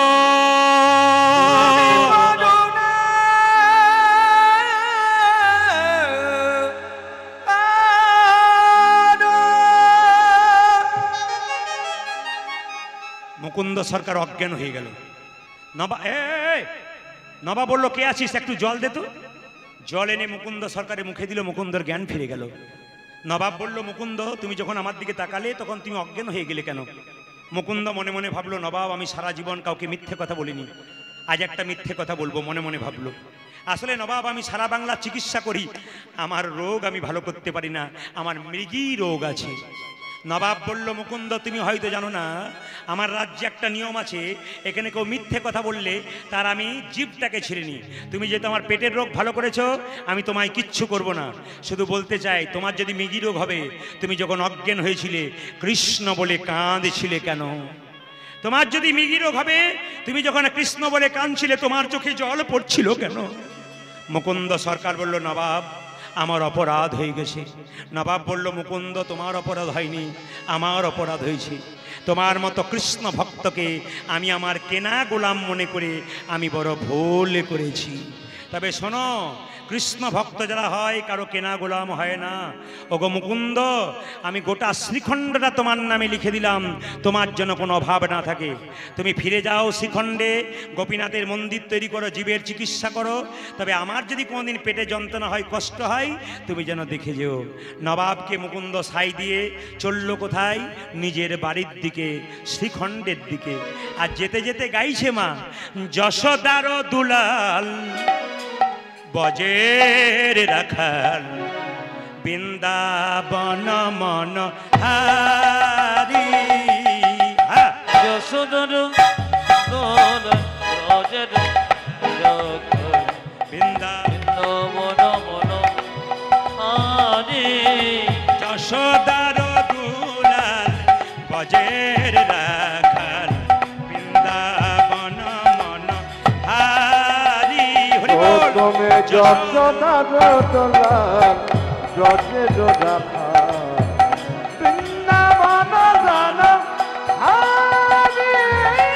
গোপীজন বল্লভ রাধিকা রমণ, গোপীজন বল্লভ রাধিকা রমণ, গোপীজন বল্লভ রাধিকা রমণ। হে প্রাণ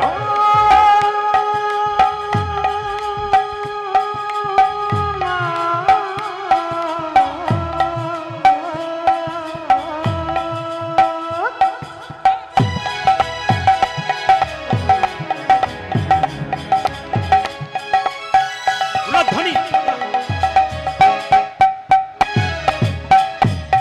হে প্রাণ বল্লভ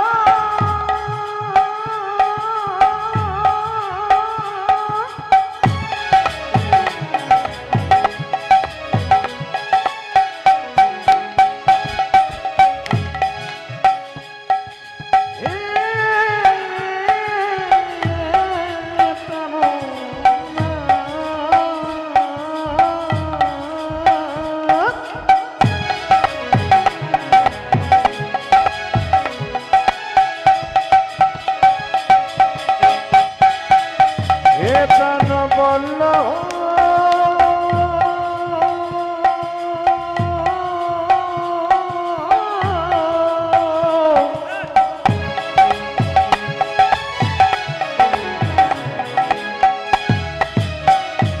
হে প্রাণ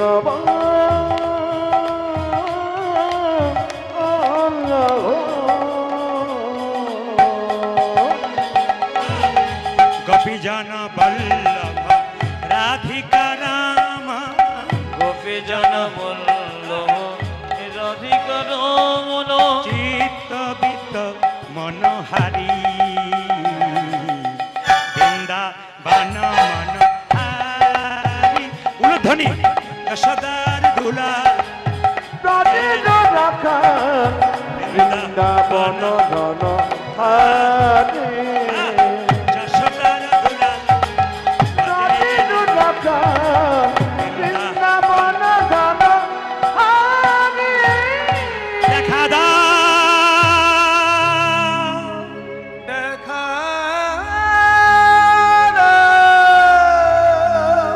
আস্তে। বাড়ি যখন ফিরে এলো, তার স্ত্রী শরীর খারাপ। আসলে কিছু মনে করবেন না, কেউ যদি কিছু পেয়ে যায় অহংকার হয়ে যায়। ভগবান বলে, দিয়ে ধন দেখে মন কেড়ে নিতে কতক্ষণ। ও মায়েরা, ভাবছো বসে চলবে কিসে? ঠাকুরের কথা, পরম প্রেমময় ঠাকুরের কথা। ভাবছো বসে চলবে কিসে? তুমি ভাববার কে? ভাবছো বসে চলবে কিসে? তুমি ভাববার কে? যিনি ভাববার তিনি ভাবছেন, তুমি ভাবো তাকে। আপনি চিন্তা করছেন গালে হাত দিয়ে কি চলবে? আমি আগেই বললাম, ঈশ্বর যা করে তা মঙ্গলের জন্য করে। মায়েরা মনে রাখবেন, ঈশ্বর যা করে তা মঙ্গলের জন্য করে। একটা প্রমাণ দিয়ে দিই আপনাদের, একটু মন দিয়ে শুনুন। এক রাজা জমিদার আর এক প্রজা, মানে জমিদার রাজার মন্ত্রী দুজনে রাস্তা দিয়ে যাচ্ছে। মন্ত্রী একটা কথা বলে, হ্যাঁ রাজা, কি? ঈশ্বর যা করে তা মঙ্গলের জন্য করে। রাজা খালি বলে, তোমার মুখে একই কথা, ঈশ্বর যা, ও কথা বন্ধ করো তো। আর মন্ত্রী একই কথা বলে, ঈশ্বর যা করে তা মঙ্গলের জন্য করে। একদিন রাজা আর মন্ত্রী দুজনে বনে যাচ্ছে হরিণ শিকার করতে। হঠাৎ রাস্তায় যেতে যেতে একটা পাথরে জোরে রাজার পাটা হোঁচট খেয়েছে, আর পা দিয়ে গড় গড় করে রক্ত পড়ছে। তখন মন্ত্রী বলছে, ঈশ্বর যা করে তার মঙ্গল করে। আচ্ছা বলুন তো কি অবস্থা হয়? রাজা বলছে, এক কাজ কর, বেটাকে বন্দি কর, আমি একা যাব। মন্ত্রীকে বন্দি করেছে মা। রাজা একাই গেল বনে, গভীর বনে ঢুকে গেল একটা মা কালীর মন্দির। প্রত্যেক দিন একটা করে মানুষ বলি দেওয়া হয়। আজকে কাউকে পায় নাই, পাবি তো পা, রাজাকে পেয়েছে। রাজাকে ধরে খুঁটোতে ঢুকিয়ে যেই না বলতে গেছে জয় মা, দাঁড়াও দাঁড়াও, যখনই বলি করতে যাচ্ছে। আচ্ছা বলুন তো, ছাগল যখন বলি দেওয়া হয় পায়ে খুঁত হয়ে গেলে আর লাগে? জোরে বলুন। যে ঘুমাচ্ছে সে বলুন, ঘুমাচ্ছে দু একজন, জোরে বলুন। এই দিকে তাকান, এইদিকে মায়েরা সবাই লক্ষ্য করুন, পায়ে খুঁত হয়ে গেলে কাজে লাগে? এখন যে না রাজার পায়ে গড় গড় করে রক্ত বেরোচ্ছে, লোকে তো চেনে না রাজা, দুধ থাপ্পড় দিয়ে বের করে দিয়েছে। রাজা যেতে যেতে মনে মনে ভাবছে, মন্ত্রী তুমি ঠিকই বলেছি, ঈশ্বর যা করে তা মঙ্গলের জন্য করি। ভাগ্যে হোঁচট খেয়েছিলাম বলে বেঁচে গেলাম। মন্ত্রী বলছে, আমি যাই নাই, আমার জন্য ঈশ্বর মঙ্গল করে বলে কেন? আমি যদি তোমার সঙ্গে যেতাম, তুমি হোঁচট খেয়েছিলে বলে বেঁচে গিয়েছিলে, আমার নিতাই গৌর হরি বল হয়ে যেত। ঈশ্বর যা করে তা মঙ্গলের জন্যেই করে। তাই সবাই লক্ষ্য করুন মায়েরা, মুকুন্দ সরকার বাড়ি ফিরে এলো। আমি আপনাদের একটা কথা বলবো, কোনো জিনিস পেয়ে অহংকার করবেন না, অহংকার পতনের মূল। মুকুন্দ সরকার চিকিৎসা করতে করতে অহংকার হয়ে গেল। ভগবান বলল, মুকুন্দ তোমার এত অহংকার, তোমার স্ত্রীর শরীরে একটা কঠিন রোগ দিয়ে দেবো, দেখি তুমি ধরতে পারো কিনা। মুকুন্দ সরকার বাড়ি ফিরে এলো, তার স্ত্রীকে চিৎকার করে বললো, কই গো ঘরণী, স্বামী এ কি আমার হলো গো, এ কি আমার হলো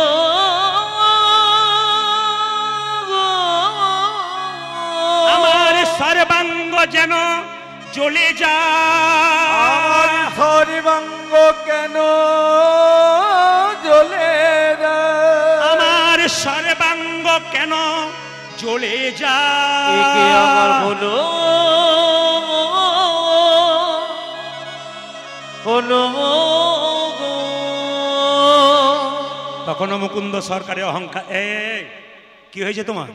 স্বামী যেদিন থেকে তুমি নবাবের সঙ্গে গেছো, আমার চোখ জ্বালা করে, পা জ্বালা করে, গা জ্বালা করে, কেন আমার এমন হয়? মুকুন্দ সরকার মনে মনে ভাবছে, আমি সারা বাংলার চিকিৎসা করি আর তোমার রোগ ভালো করতে পারবো না?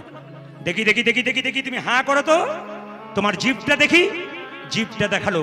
দেখি তোমার চোখ দেখি, চোখ দেখালো। দেখি তোমার হাত দেখি, হাত দেখালো। দেখি তোমার পায়ের তলগুলো দেখি, পায়ের তলগুলো দেখালো। রোগ ধরতে পারলো না। রাত্রিবেলায় মুকুন্দ সরকার মহাপ্রভুর মন্দিরে গিয়ে কেঁদে কেঁদে বলল, প্রভু বলে দা, প্রভু আমায় বলে দাও। আমি সারা বাংলার চিকিৎসা করি, আমার স্ত্রী রোগ ধরতে পারছি না কেন? রাত্রিবেলায় মহাপ্রভু আকাশবাণী করে বললেন, মুকুন্দ আমি যা ভেবেছিলাম তাই হয়েছে। সারা বাংলার চিকিৎসা করতে করতে তোমার ভেতরে অহংকার হয়ে গেছে। মুকুন্দ সরকার কেঁদে কেঁদে বলল, প্রভু আমি ক্ষুদ্র জীব, কখন আমার অহংকার হয় আমি জানি না। সত্যি যদি অহংকার হয়েছে, আমার পতন ঘটাও। মহাপ্রভু কি করলো মা? চিবানো পান তাকে দিল, তোমার স্ত্রীকে দিয়ে দাও, দেখবে তোমার স্ত্রীর রোগ ভালো হয়ে যাবে। মায়েরা যারা পান খান, হাত তুলবার দরকার নেই। পান যারা খায় তারা অমৃত খায়। প্রশ্ন করবেন অমৃত কেন? সমুদ্র মন্থনের সময় সমুদ্র থেকে যখন অমৃত উঠেছিল, লক্ষ্য করুন, সমুদ্র থেকে যখন অমৃত উঠেছিল তখন দেখবেন মায়েরা, দেবতা অসুরদের মধ্যে মারামারি চলছিল অমৃত নিয়ে। এক ফোঁটা অমৃত মাটিতে পড়েছিল, তার থেকে পান গাছের জন্ম হয়েছিল। মায়েরা, যে শুধু পান খায় তার উপকার হয়, আর পানের সঙ্গে যদি আপনি মশলা খান তাহলে দাঁতগুলো আপনার ওই কি ফল বললাম, তরমুজের বীজের মতো হয়ে যায়। ওই জন্য আপনাদেরকে বলে রাখি, মশলাযুক্ত পান নয়। মহাপ্রভু সন্ন্যাসের আগে পর্যন্ত পান খেয়েছে, সন্ন্যাসের পরে পান খায় নাই। ও মায়েরা, যাদের বিয়ে হয়েছে তারা উত্তর দেবেন। আচ্ছা বলুন তো, ছেলে যখন বিয়ে করতে যায়, মেয়েকে যখন নিয়ে আসা হয় বিবাহের আসরে ছাতনাতলায়, চোখে কি ঢাকা দেওয়া হয়? জোরে বলুন। বাবারে কি মুখস্থ হয়ে আছে। আপনারা তো এখানে বললেন, কালকে যেখানে ছিলাম সেখানে একটা বাচ্চা ছেলেগুলো চিৎকার করে বলছে পান, মানে ওরা কত জানে। কি ঢাকা দেওয়া হয় মা? পান। আচ্ছা আপনারা সবাই তো বিয়ে করেছেন, বলুন তো পান ঢাকা দেওয়া হয় কেন? অত যদি জানবো তাই তোমায় ডাকবো কেন? জেনে নিন আপনারা, পান হচ্ছে যোগমায়া। মেয়েটি যখন পানটা সরিয়ে স্বামীর দিকে তাকায় তখন মায়ার যোগ হয়। ছেলেটি মেয়ের দিকে তাকালো, পানটা সরিয়ে, মেয়েটি মায়ার যোগ হলো। এই গানটা এক জায়গায় করেছি। একজন বয়স্ক কাকা বলছে, বাবা তুমি যে বললে পান সরালে মায়া হয়, আমার দুটো ছেলে দুটো বউ খালি ঝগড়া করছে, মায়াই নাই। বললাম, কাকা বাবু মায়া থাকবে কি করে? পান ঢাকা দেবার আগে রাস্তাতে কতবার দেখা হয়ে যাচ্ছে, ওই জন্যে আর মায়া নাই। আপনারা লক্ষ্য করুন, চিবানো পানটা তার স্ত্রীকে দিয়েছে মা, আর তার স্ত্রীর গর্ভে সন্তান এসেছে। ঠাকুর অনুকূল চন্দ্র কতগুলো কথা বলেছেন, এইটা বলবার জন্য এই জায়গায় এলাম। পেটে বাচ্চা থাকলে অনুকূল চন্দ্র ঠাকুর প্রেমময় সুন্দর কথা বলেছেন। পেটে বাচ্চা থাকলে মেয়েদের পেটে আজকে ঈশ্বরচন্দ্র বিদ্যাসাগরের মতো ছেলে নাই কেন? আজকে বিবেকানন্দের মতো ছেলে নাই কেন? আজকে রবীন্দ্রনাথের মতো ছেলে নাই কেন?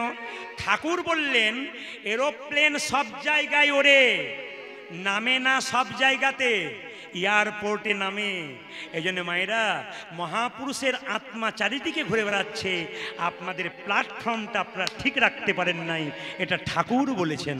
ওই জন্য মেয়েদের পেটে বাচ্চা থাকলে ঠাকুর বললেন প্রত্যেকটা মেয়ে স্নান করে প্রত্যেক দিন তুলসী মন্দিরে জল দেবে, একটু গীতা ভাগবত পড়বে। সবাই লক্ষ্য করুন, পড়বে, যদি পড়তে না পারে মাথায় ঠেকাবে। আর কি করবেন মা?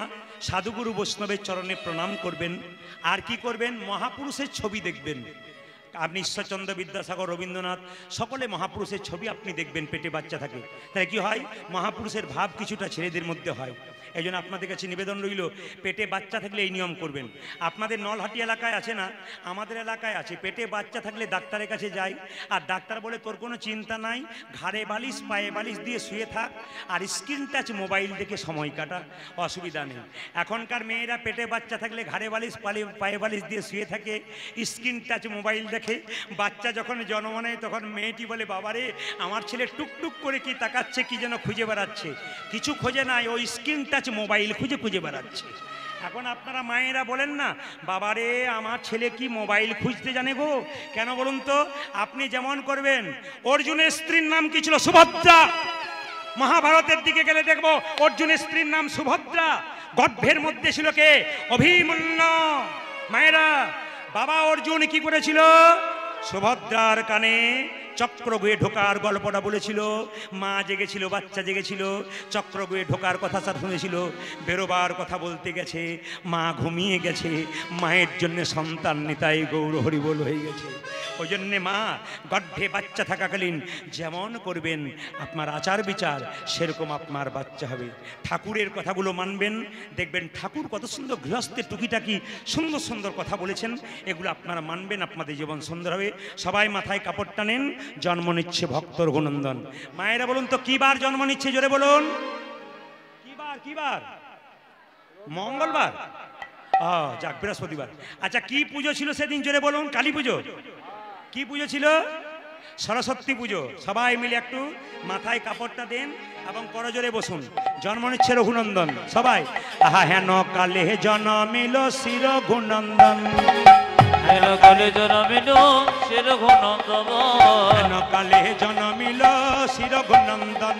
জন্ম নিল রে উলধ্বনি, উলধ্বনি।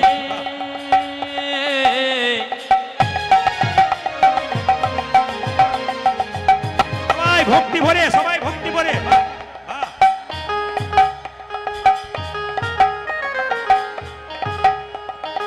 ভক্ত রঘুনন্দন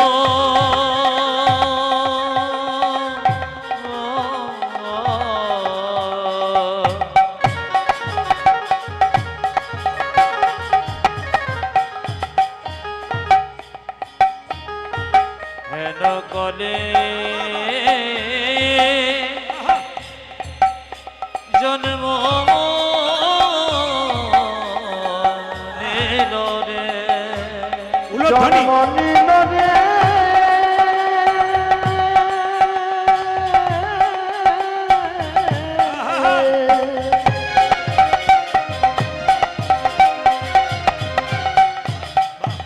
আজ হেন কানে জন্ম নিল রে।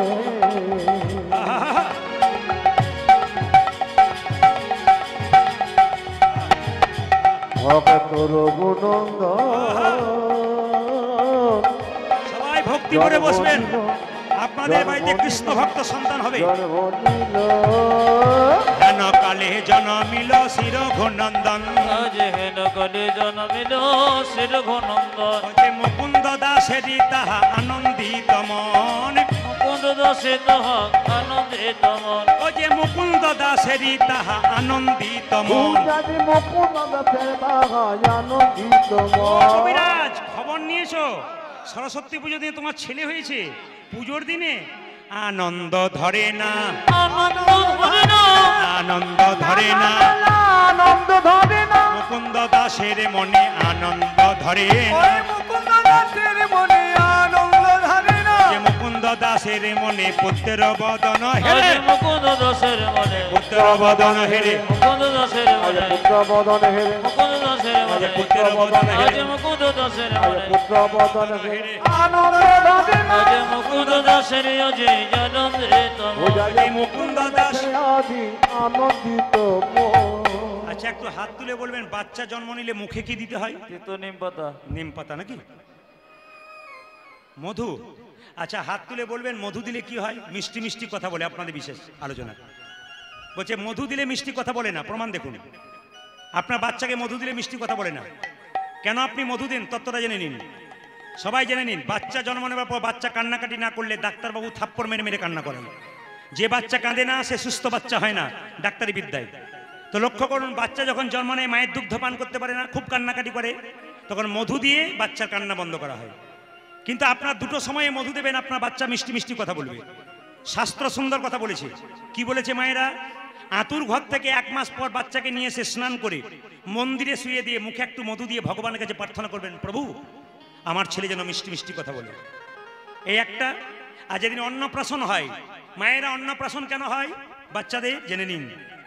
মায়ের গর্ভে থাকাকালীন আমরা মলিন খাবার খাই, ময়লা খাবার, আমাদের মুখটা অশুদ্ধ হয়ে যায়। ওই জন্য ভগবানের প্রসাদ দিয়ে আমাদের মুখটাকে শুদ্ধ করা হয়, এই জন্য অন্নপ্রাশন করা হয়। অন্নপ্রাশনের দিনে আপনি পরমান্ন দেবার আগে বাচ্চার মুখে মধু দিয়ে ভগবানের কাছে প্রার্থনা করবেন, হে প্রভু আমার বাচ্চা যেন মিষ্টি মিষ্টি কথা বলে। আপনার বাচ্চা মিষ্টি মিষ্টি কথা বলবে। কিন্তু সরস্বতী পুজোর দিন মধু কোথায় পাবে? তাই মুকুন্দ সরকার বলো দোকান তো বন্ধ হয়ে গেছে, তবে হ্যাঁ আমি মধু কিনতে পারবো না, কি করব? 2 কানে শোনাইল মধুর হরিনাম, আজ দুই কানে শোনাইল মধুর হরিনাম। 2 কানে শোনাইল মধুর হরিনাম, পূজারি তুই কানে শোনাছিল মধুর ঘটে মধু হরিনামে শোনালো, হরিনামে শোনালো, হরিনামে শোনালো, হরিনামে শোনালো। সংসারের কথা শোনার আগে হরিনামে শোনালো, সংসারের কথা শোনার আগে হরিনামে শোনালো সংসারের কথা শোনার আগে নামময় দেহ সংসারের কথা শোনার আগে, নামময় দেহ হলো সংসারের কথা শোনার আগে, নামময় দেহ হলো সংসারের কথা শোনার আগে, নামময় দেহ হলো সংসারের কথা শোনার আগে। নামময় দেহ হলো, হরিনামে শোনালো আজ দুই কানে শোনাইল মধুর হরিনাম। পূজারি 2 কানে শোনাইল মধুর ঘটে এইদিকে এইদিকে এইদিকে। আচ্ছা বলুন তো মা, কৃষ্ণ ভক্তের বাবা ছেলের জন্য কি চাই? কৃষ্ণ ভক্তি চাই। সরস্বতী পুজোর দিনে জন্ম নিলে আমরা কি বলি মাকে? মা ছেলেকে ধন দাও, গাড়ি দাও, বাড়ি দাও, ইঞ্জিনিয়ার ডাক্তার মাস্টার করো।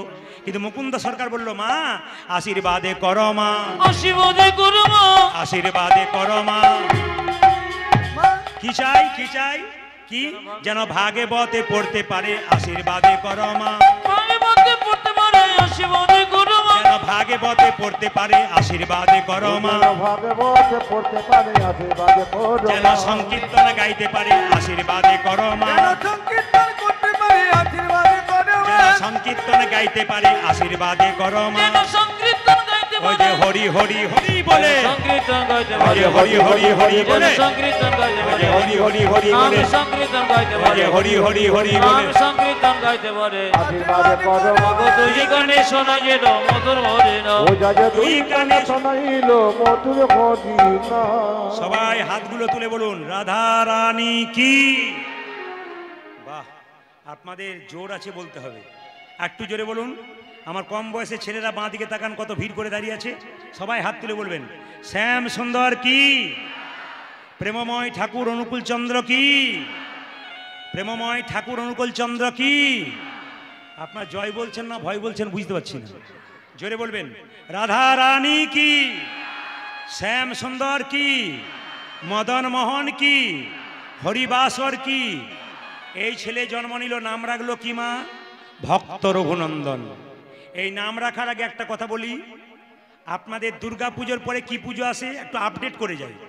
আসলে আমার কীর্তনে অনেকে ইউটিউবে শোনে তো, ওই জন্য আপডেট করে যায় লোককে জানানোর জন্য, মানুষকে জানানোর জন্য। কোজাগরী লক্ষ্মী পুজো, তাই তো মায়েরা? আচ্ছা বলুন তো, লক্ষ্মী কোন লক্ষ্মী বাড়িতে রাখবেন? আসতে, লক্ষ্মী তিনটে জায়গায় বসে থাকে।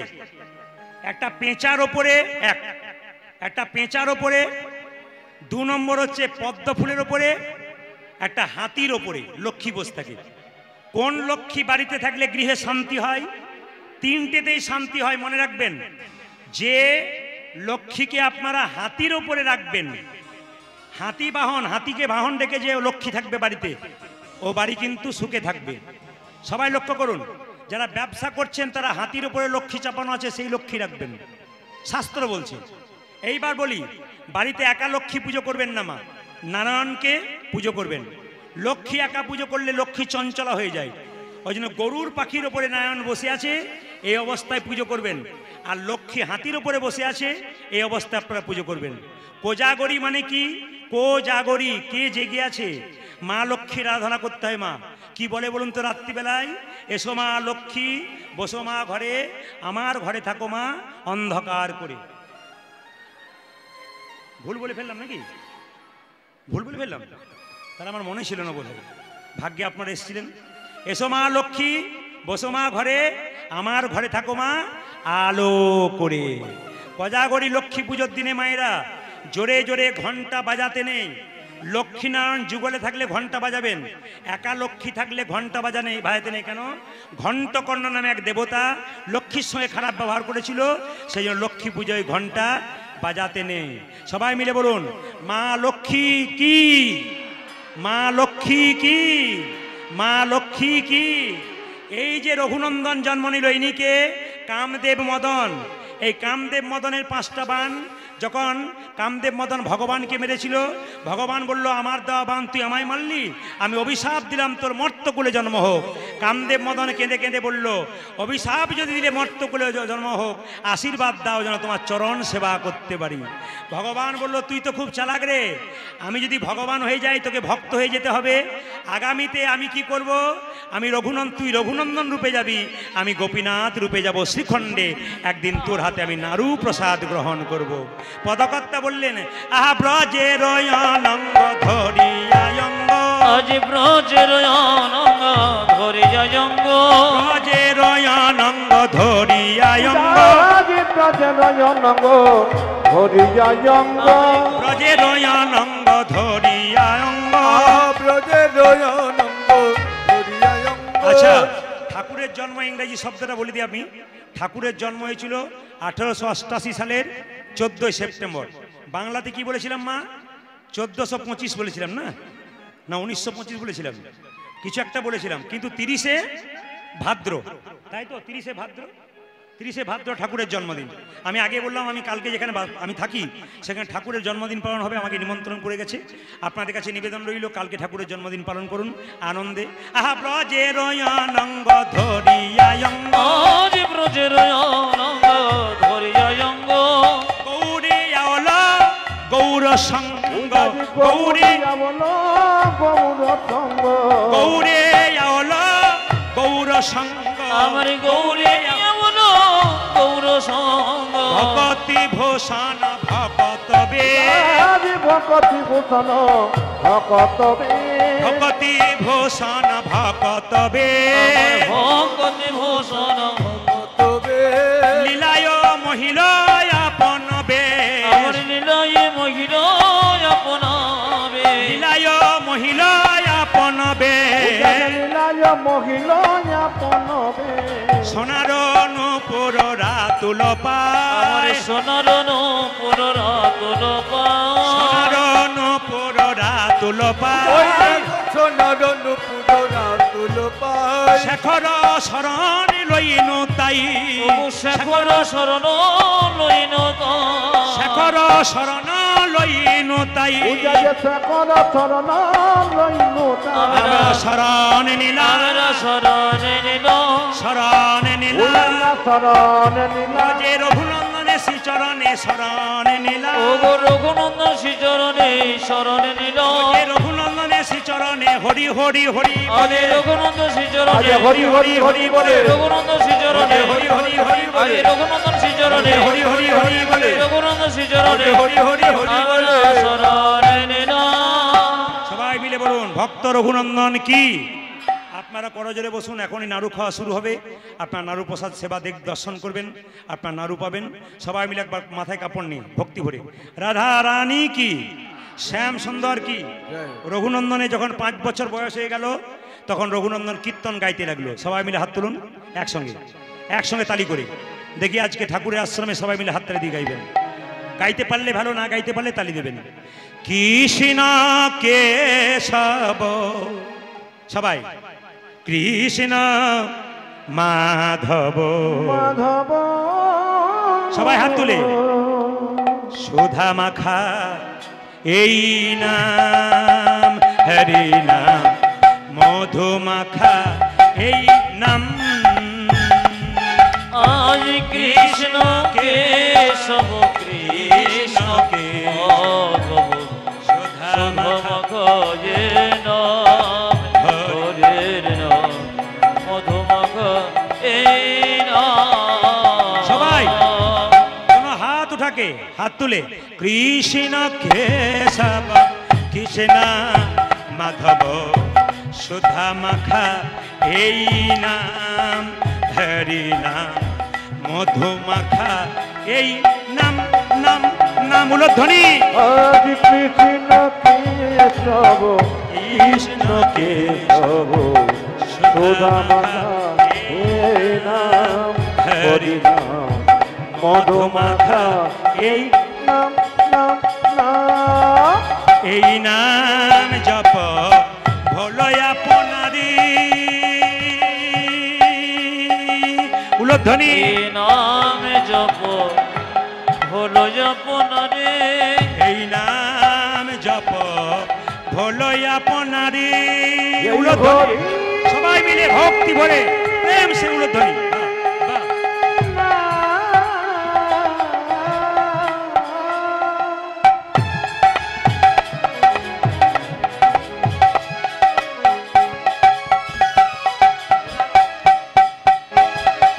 হাত তুলে এই সুধা মাখা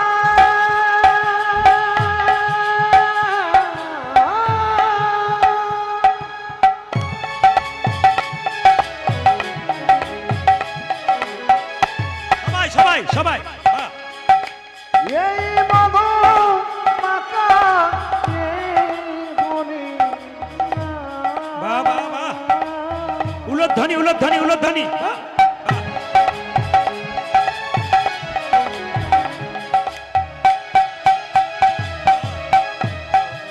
এই নামে দেবা করে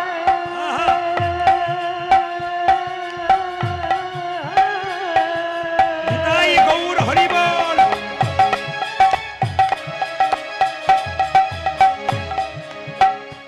এই মধু মাখা সবাই হাততালি দিয়ে ভক্তি করে সুন্দর করে আনন্দ করে গাইবেন, সারা জীবন আনন্দে যাবে।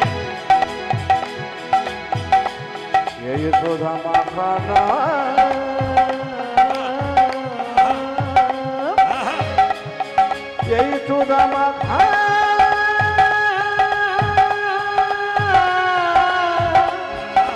হরি নাম মধু মাখা কৃষ্ণ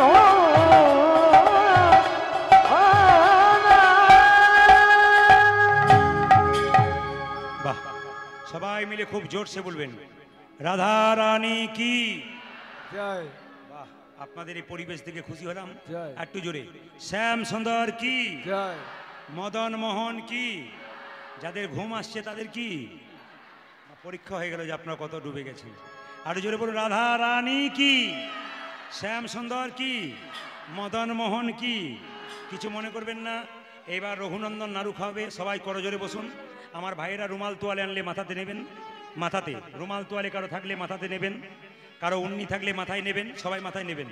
এবার রঘুনন্দন নাড়ু খাওয়াবে, সবাই মাথায় কাপড়টা নেবেন, করজোরে বসবেন, ভগবানের সেবা দর্শন করতে হয়। যে যেখানে যেমনভাবে বসে আছেন সেবা দর্শন করবেন। সবাই রুমাল থাকলে নেবেন, তোয়ালে থাকলে নেবেন। একটা ছোট্ট কথা বলে যাই, মায়েরা, মা কালী পুজোর পরে ভাতৃ দ্বিতীয়া আসে না। ভাতৃ দ্বিতীয়ার দিনে ভাইকে দিদি কপালে ফোঁটা দিয়ে কি বলে? জমের দুয়ারে পড়ল কাটা, ভাইয়ের কপালে দিলাম ফোঁটা, আর জমের কপালে আহা। জমের দুয়ারে কি না আপনাদের আপনার মনে নেই? আপনাদের বলুন একবার, ভাইয়ের কপালে দিলাম ফোঁটা, জমের দুয়ারে পড়ল কাটা। এই তো কি সুন্দর মুখস্থ আছে। আমার এটা না বললেও হতো। আপনার ভাইকে কপালে ফোঁটা দেবেন, জম সহজে, আমাদের বিশ্বাস, এটা প্রাচীন বিশ্বাস, জম সহজে ভাইকে নিতে পারে না, রক্ষা করে ভাই বোনের রক্ষাবন্ধন। এই জন্য আপনারা ভাতৃ দ্বিতীয়া পালন করুন আনন্দে। 12 মাসে 13 পার্বণ পালন করবেন। সবাই লক্ষ্য করুন যে যেখানে বসে আছেন। মুকুন্দ সরকার গোপীনাথকে নাড়ু খাওয়াচ্ছে, ছোট্ট রঘু 5 বছর বয়সে দর্শন করছে। সবাই দর্শন করবেন। মুকুন্দ সরকার গাইছে। হ্যাঁ, উলুধ্বনিটা একবারে কম করে চুপচাপ বসুন, চুপচাপ গাইছে। দেখুন, মামা অন্তর মন্দিরে মন্দিরে জাগো জাগো জাগো মদন কৃষ্ণ গোপাল গোপাল, মদন কৃষ্ণ গোপাল। উলুধ্বনি। অন্তর মন্দিরে জাগো জাগো মদন কৃষ্ণ গোপাল গোপাল, মদন কৃষ্ণ গোপাল। অন্তর মন্দিরে জাগো জাগো মদন কৃষ্ণ গোপাল গোপাল, মদন কৃষ্ণ গোপাল। উলুধ্বনি, উলুধ্বনি। মম অন্তর মন্দিরে যাব যাব মদন কৃষ্ণ গোপাল গোপাল, মদন কৃষ্ণ গোপাল। লয়ে রাধা বামে এসব ব্রজ ধামে, লয়ে রাঘবমে এসব ব্রজ ধামে, লয়ে রাধা বামে এসব ব্রজ ধামে। হে প্রাণনা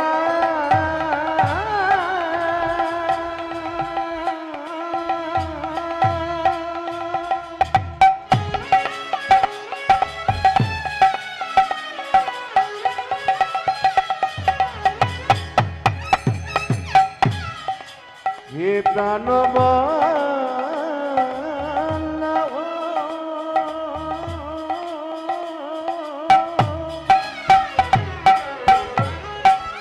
ভক্তি ভরে।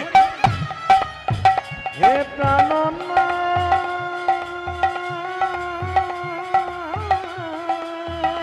আরে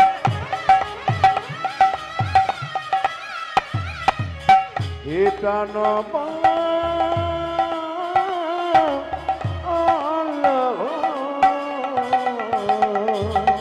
লয়ে রাধা বামে এসব ব্রজ ধামে, লয়ে রাঘবমে এসব ব্রজ ধামে। এসো এসো গিরিধারিলা মদন কৃষ্ণ গোপাল। মামা অন্তর মন্দিরে জাগো জাগো মদন কৃষ্ণ গোপাল গোপাল, মদন কৃষ্ণ গোপাল। গোপাল মদন কৃষ্ণ গোপাল। যে যেমন অবস্থায় আছেন সে অবস্থায় থাকবেন। মোবাইল নিয়ে কেউ আলোচনা করবেন না। আমি আপনাদের কয়েকটা কথা বলে যেতে চাই। যখন মুকুন্দ সরকার সেবা করছে গোপীনাথের বাতাসা দিয়ে, রঘুনন্দন বসে আছে। পাশের গ্রাম থেকে ছোট্ট ছেলে ছুটে এসে বলল, কবিরাজ কি, আমার বাবার পেটে খুব যন্ত্রণা, তুমি চলো আমার বাবাকে দেখতে যাবে। কবিরাজ বলল, কি করে যাবো? এখন গোপীনাথের পায়ে তুলসী পত্র দিচ্ছে, একটা পায়ে দি নাই, আমি যাব কি করে? আমি আগে গোবিন্দকে সেবা করি তারপর যাব। ছোট্ট বাচ্চাটা বলল, কবিরাজ আগে জীব সেবা তারপর শিব সেবা।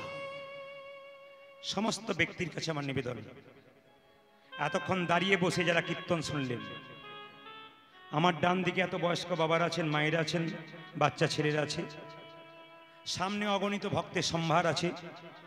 বহু দূরে দূরে অনেক ভক্ত চেয়ারে বসে আছেন, অনেক দূরে অনেক ঋত্বিক বসে আছেন, বাঁ দিকে বহু ভাইরা বসে আছেন। কীর্তন যদি সমাজ পরিবর্তন হয়, কীর্তন যদি এদিকে কীর্তন যদি মানুষের মানসিক পরিবর্তন হয়, তবে আপনাদের একটা কথা বলবো, কৃষ্ণকে পুজো করবেন কি না করবেন সেটা আপনার ব্যাপার, মা দুর্গাকে পুজো দেবেন কি না দেবেন সেটা আপনার ব্যাপার। কিন্তু ঘরে যে দুটো জীবন্ত দেবদেবী আছে, আগে তাদের দিন। যদি ওদের দুজনকে না দিন, আপনি যতই পুজো করুন আপনার পুজোর কোনো ফল হবে না। এইদিকে তাকাবেন, দেখবেন শ্রাবণ মাসে ছেলেরা বাঁক কাঁধে নিয়ে 10 কিলোমিটার দূরে শিবের মন্দিরে শিবলিঙ্গে জল ঢালতে যাচ্ছে। ভালো, এটা খুশির খবর। হিন্দু সনাতন ধর্মের ছেলেমেয়েরা এখন যে রাস্তায় বাঁক কাঁধে নিয়ে কষ্ট করে শিব মন্দিরে যাচ্ছে, খুব খুশির খবর, আমি সমর্থন করি মনে প্রাণে।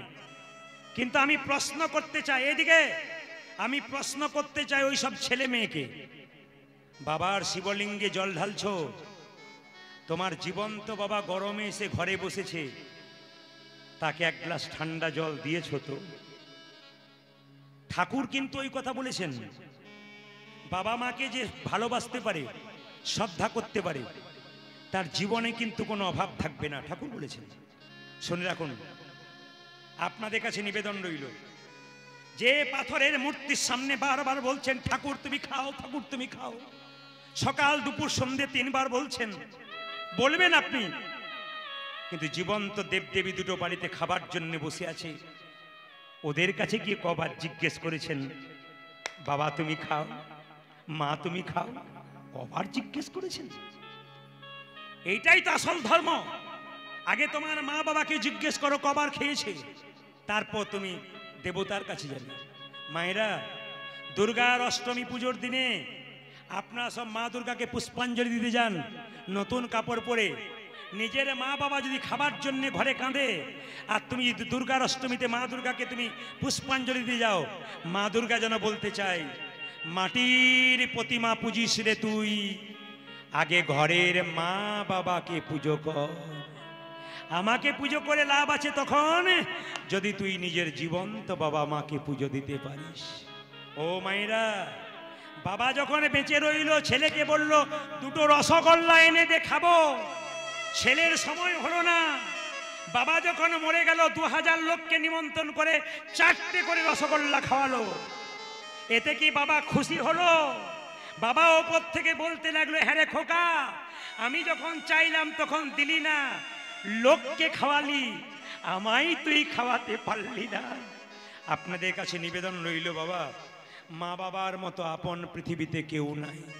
সবার কাছে নিবেদন রইল, একটা মায়ের পেটে যখন বাচ্চা থাকে 10 মাস 10 দিন মা গর্ভে ধারণ করে, সেই ছেলে যখন বড় হয়ে কোনো বড় বাজারে কলকাতায় ফ্ল্যাট কেনে, শ্বশুর শাশুড়ি আত্মীয় স্বজনের জায়গা হয়, কিন্তু বাবা মায়ের জায়গা হয় না। কি লাভ আছে কীর্তন শুনে যদি আসল জায়গাটা আপনি দুর্বল করে দিলেন? আমি আপনাদের কাছে নিবেদন রাখবো, যদি কম বয়সে পরিশ্রম করে কোনো বৃদ্ধাকে আপনি অপমান করছেন, আপনি তৈরি হয়ে থাকুন, আপনার ছেলে যখন বড় হবে আপনাকে অপমান করে ঘাত ধরে ঘর থেকে বের করবে, সেই দিনই বুঝবেন আপনি ফল কি পাচ্ছেন। কাঁদালে কাঁদিতে হয়, এ কথাটা মিথ্যে নয়। যে যেমন কর্ম করে মা, তার কর্ম অনুযায়ী ফল হয়। এই জন্য কাউকে কাঁদাবেন না, কাউকে কাঁদালে আপনাকেও কাঁদতে হবে। মায়ের মতো আপন কেউ হয় না। জেনে নিন মায়েরা, রাত্রিবেলায় দাদা ভাইরা কীর্তন শুনতে এসছেন, যখন বাড়ি যাবেন দেখবেন সবাই ঘুমিয়ে পড়েছে, একজন দরজার সামনে বসে আছে, মা কিংবা বাবা। ছেলে ফেরেনি বলে মা বাবা দরজায় বসে আছে। মায়েরা, একমাত্র মা বাবা আপন, বাকি কেউ নাই। ও দাদা ভাই, তুমি বাজারে যাচ্ছ, তখন তোমার মা দরজায় দাঁড়িয়ে আছে, স্ত্রী বলছে একটা শাড়ি এনে দিও, মেয়ে বলছে আমার জন্য মোবাইল এনে দিও, ছেলে বলছে হাত গড়িয়ে এনে দিও। দরজায় দাঁড়িয়ে মা যেন বলতে চাইছে, খোকা সাবধানে যাস আর সময় মতো ঘর ফিরে আসিস। এ কথা একমাত্র মা ছাড়া পৃথিবীতে কেউ বলতে পারে না। অথচ সবচাইতে দুর্বল জায়গা আমাদের এইটাই। এত ভজন করলাম, এত সাধন করলাম, আসল দেবদেবী দুটোকে আমরা ঘরে বঞ্চিত করলাম। লাভ নেই কীর্তন শুনে, লাভ নেই ধর্ম করে, যদি জীবন্ত বাবা মাকে তুমি সেবা না দিতে পারলে কোনো লাভ নেই, তোমার করাটাই বেকার হয়ে গেল। রঘু, আজকের পুজোটা তুই কর। রঘু বলল, বাবা আমি তো মন্ত্র জানি না। মন্তর মন্তর মন্তর, শুদ্ধ মন থাকলে মন্ত্রের দরকার হয় না। ছেলের বাবা ওই গরিব ছেলেকে, বাবাকে চিকিৎসা করতে গেল, 5 বছর বয়সে রঘুনন্দন গোপীনাথকে নাড়ু খাওয়াচ্ছে। সবাই করো জোরে বসুন, মাথায় কাপড় দিয়ে দর্শন করুন। রঘুনন্দনে কেঁদে কেঁদে বলছে, গোপীনাথ তুমি নাকি ভক্ত প্রহ্লাদের হাতে খেয়েছো। ভক্ত প্রহ্লাদের হাতে খেয়েছো। তুমি নাকি ধ্রুবের হাতে খেয়েছো। ধ্রুবের হাতে খেয়েছো, তবে কেন আমার হাতে খাবে না ও গো গোপীনাথ? ও গোপীনাথ, গোপীনাথের কাছে গিয়ে বলছে, আমি মন্ত্র জানি না, তবে তোমায় খাওয়াবো, তুমি খাবে। ও গো গোপীনাথ ঘনশ্যাম। ঘনশ্যাম। সবাইকে বলবো এই সময়টা করজোরে বসবেন মায়েরা, খুব দামি সময়, কিন্তু এই সময়টা খুব দামি সময়। এই সেবা দর্শন সবার ভাগ্যে হয় না। সবাই ও গো গোপীনাথ ঘনশ্যাম। ঘনশ্যাম। আমি এরকম করবো, উলুধ্বনি দেবে না। ও গো গোপীনাথ ঘনশ্যাম। গোপীনাথ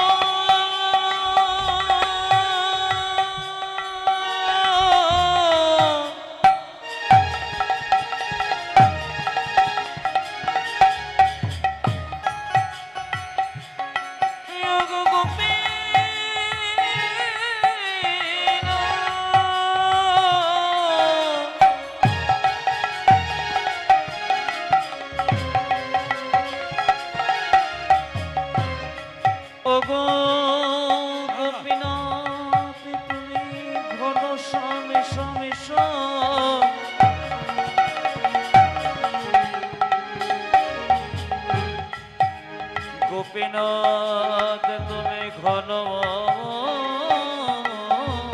উলুধ্বনি। গোপীনাথ ঘনশ্যাম।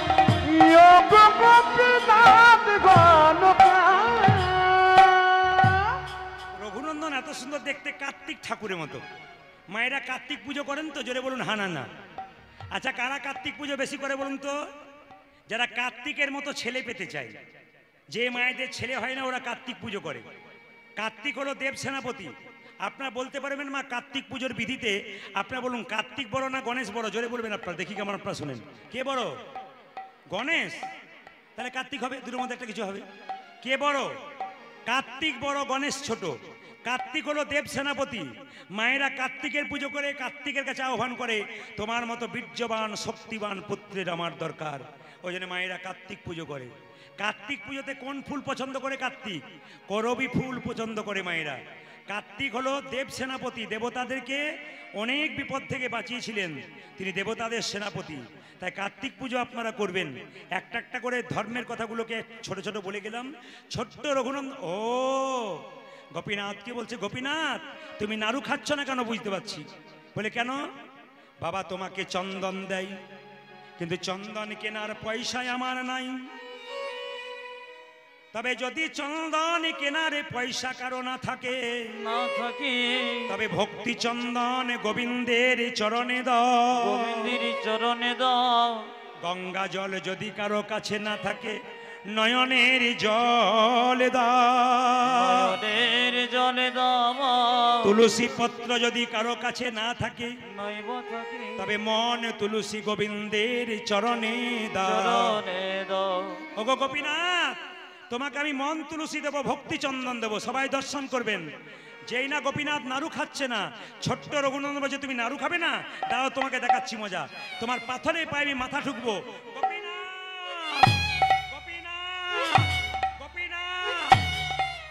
রক্ত আর চোখের জলে মন্দির ভেসে যাচ্ছে।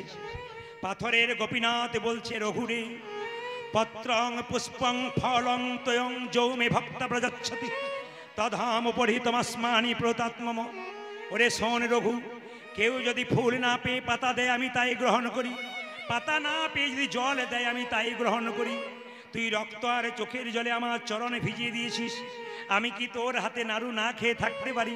পাথরের গোপীনাথ হাত বাড়িয়ে বলল, রঘুনন্দন নাড়ু দে রঘুনন্দন নাড়ু দে রঘুনন্দন নাড়ু দে ও রঘুনন্দন নাড়ু দে রে গোপীনাথ নাড়ু খাও গোপীনাথ নাড়ু খাও গোপীনাথ নাড়ু খাও গোপীনাথ নাড়ু এই যে, খাও পাথরের গোপীনাথ সব নাড়ু খেয়ে নিচ্ছে। রঘু বলছে, হ্যাঁ গো গোপীনাথ, তুমি তো এত নাড়ু খাও না? সঙ্গে সঙ্গে গোপীনাথ বলছে, রঘু সবাই আমায় ডাকে রে রঘু, তোর মতো এমন করে চোখের জলে ভেসে কেউ ডাকে আমায় চোখের জলে ভেসে কেউ ডাকে না, চোখের জলে ভেসে কেউ ডাকে না, এমন চোখের জলে ভেসে কেউ ডাকে ও যে মন্তে তন্তে সবাই ডাকে, চোখের জলে ভেসে কেউ ডাকে আমায় মন্ত্রে তন্ত্রে সবাই আজ চোখের জলে ভেসে কেউ ডাকে না, মন্ত্রে তন্ত্রে সবাই আমার চোখের জলে ভেসে কেউ ডাকে না, মন্ত্রে তন্ত্রে সবাই আমায় চোখের জলে ভেসে কেউ ডাকে না, চোখের জলে ভেসে কেউ ডাকে না। তবে আজকে আপনারা যেভাবে এটে সেটে বসছেন, তাতে আমি সিদ্ধান্ত নিয়েছি 3টে পর্যন্ত কীর্তন করব। রাজি আছেন? 3টে মানে ভোর 3টে বলি নাই, 3 ঘন্টার কথা বলেছি। ঘড়ির দিকে তাকান, কখন পেরিয়ে গেছে। মায়েরা, যেই না গোপীনাথকে নাড়ু খাওয়াচ্ছে, তার বাবা দরজায় এসে দাঁড়িয়ে দরজাটা খুলেছে আর দেখলো অর্ধেকটা পাথরের নাড়ু হয়ে গেছে। ও মায়েরা, বাবা বলল, হ্যাঁ রে রঘু, আমি দেখছি গোপীনাথের হাতে অর্ধেকটা পাথরের নাড়ু। রঘু বলল, বাবা আমি তো দেখছি আসল নাড়ু। বলছে, তুই আমাকে দেখাতে পারবি এটা কেন হলো? আকাশবাণী করে পাথরের গোপীনাথ বলছে, রঘুরে, মানুষের যখন জন্ম হয় তখন দুটো চোখ হয়, ডান চোখ আর বাম চোখ। গুরু কৃপার বস্তু সাধন ভজন করে আর একটা চোখ হয় জ্ঞান চক্ষু। তোর যে জ্ঞান চক্ষুর উদয় হয়েছে, তোর বাবার এখনো হয় নাই। তুই তোর হাতটা তোর বাবার মাথায় দে, দেখবি, দেখতে পাবে আমি নাড়ু খাচ্ছি। মায়েরা, আপনার সব জায়গায় জানেন যে পিতার পুণ্যে পুত্রের উদয় হয়। আজকে প্রমাণ দিয়ে দিল, পুত্রের পুণ্যে পিতার উদয় হয়। এখন যদি আপনারা গোপীনাথের মন্দিরে যান, তবে দেখতে পাবেন কি, অদ্যপি খণ্ডপুরে অর্ধনাড়ু আছে করে, ওই অতপে খণ্ডপুরে অধনারু আছে বলে, অদ্যপি খণ্ডপুরে অর্ধনাড়ু আছে করে, অদ্যপে খণ্ড পড়ে যতনালো আছে করে দেখে যত ভক্তগণ জনে জনে, আজ দেখি যত ভক্তগণ জনে জনে, দেখে যত ভক্তগণ জনে জনে, আজ দেখে যত ভক্তগণ জনে আজ জনে ব্রজের মদন যেই শিরগুনন্দন সেই, ওই ব্রজের মদন যে শিরগুনন্দন সে, ব্রজের মদন যেই শিরগুনন্দন সেই, আজ ব্রজের মদন সে চিরগুণ আজ উদ্ধব দাসর সভনে ভনে, উদ্ধব দাসর সভনে ভনে, উদ্ধব দাসর সভনে ভনে, আজ উদ্ধব দাসরস ভনে ভনে আজ মিলনে হলো রে। মিলন হলো রে। আপনারা কি সিদ্ধান্ত নিয়েছেন? আস্তে, আপনি কি সিদ্ধান্ত নিয়েছেন আজ উঠবেন না নাকি?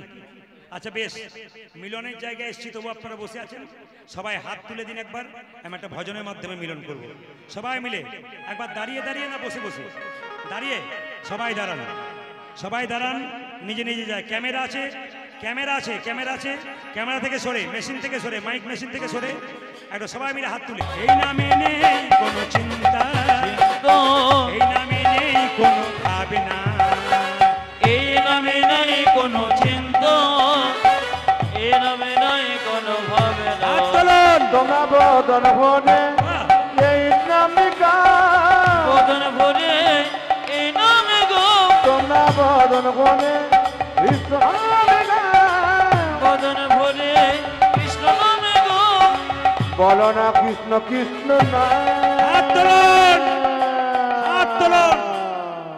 1 2 3 4 তালি।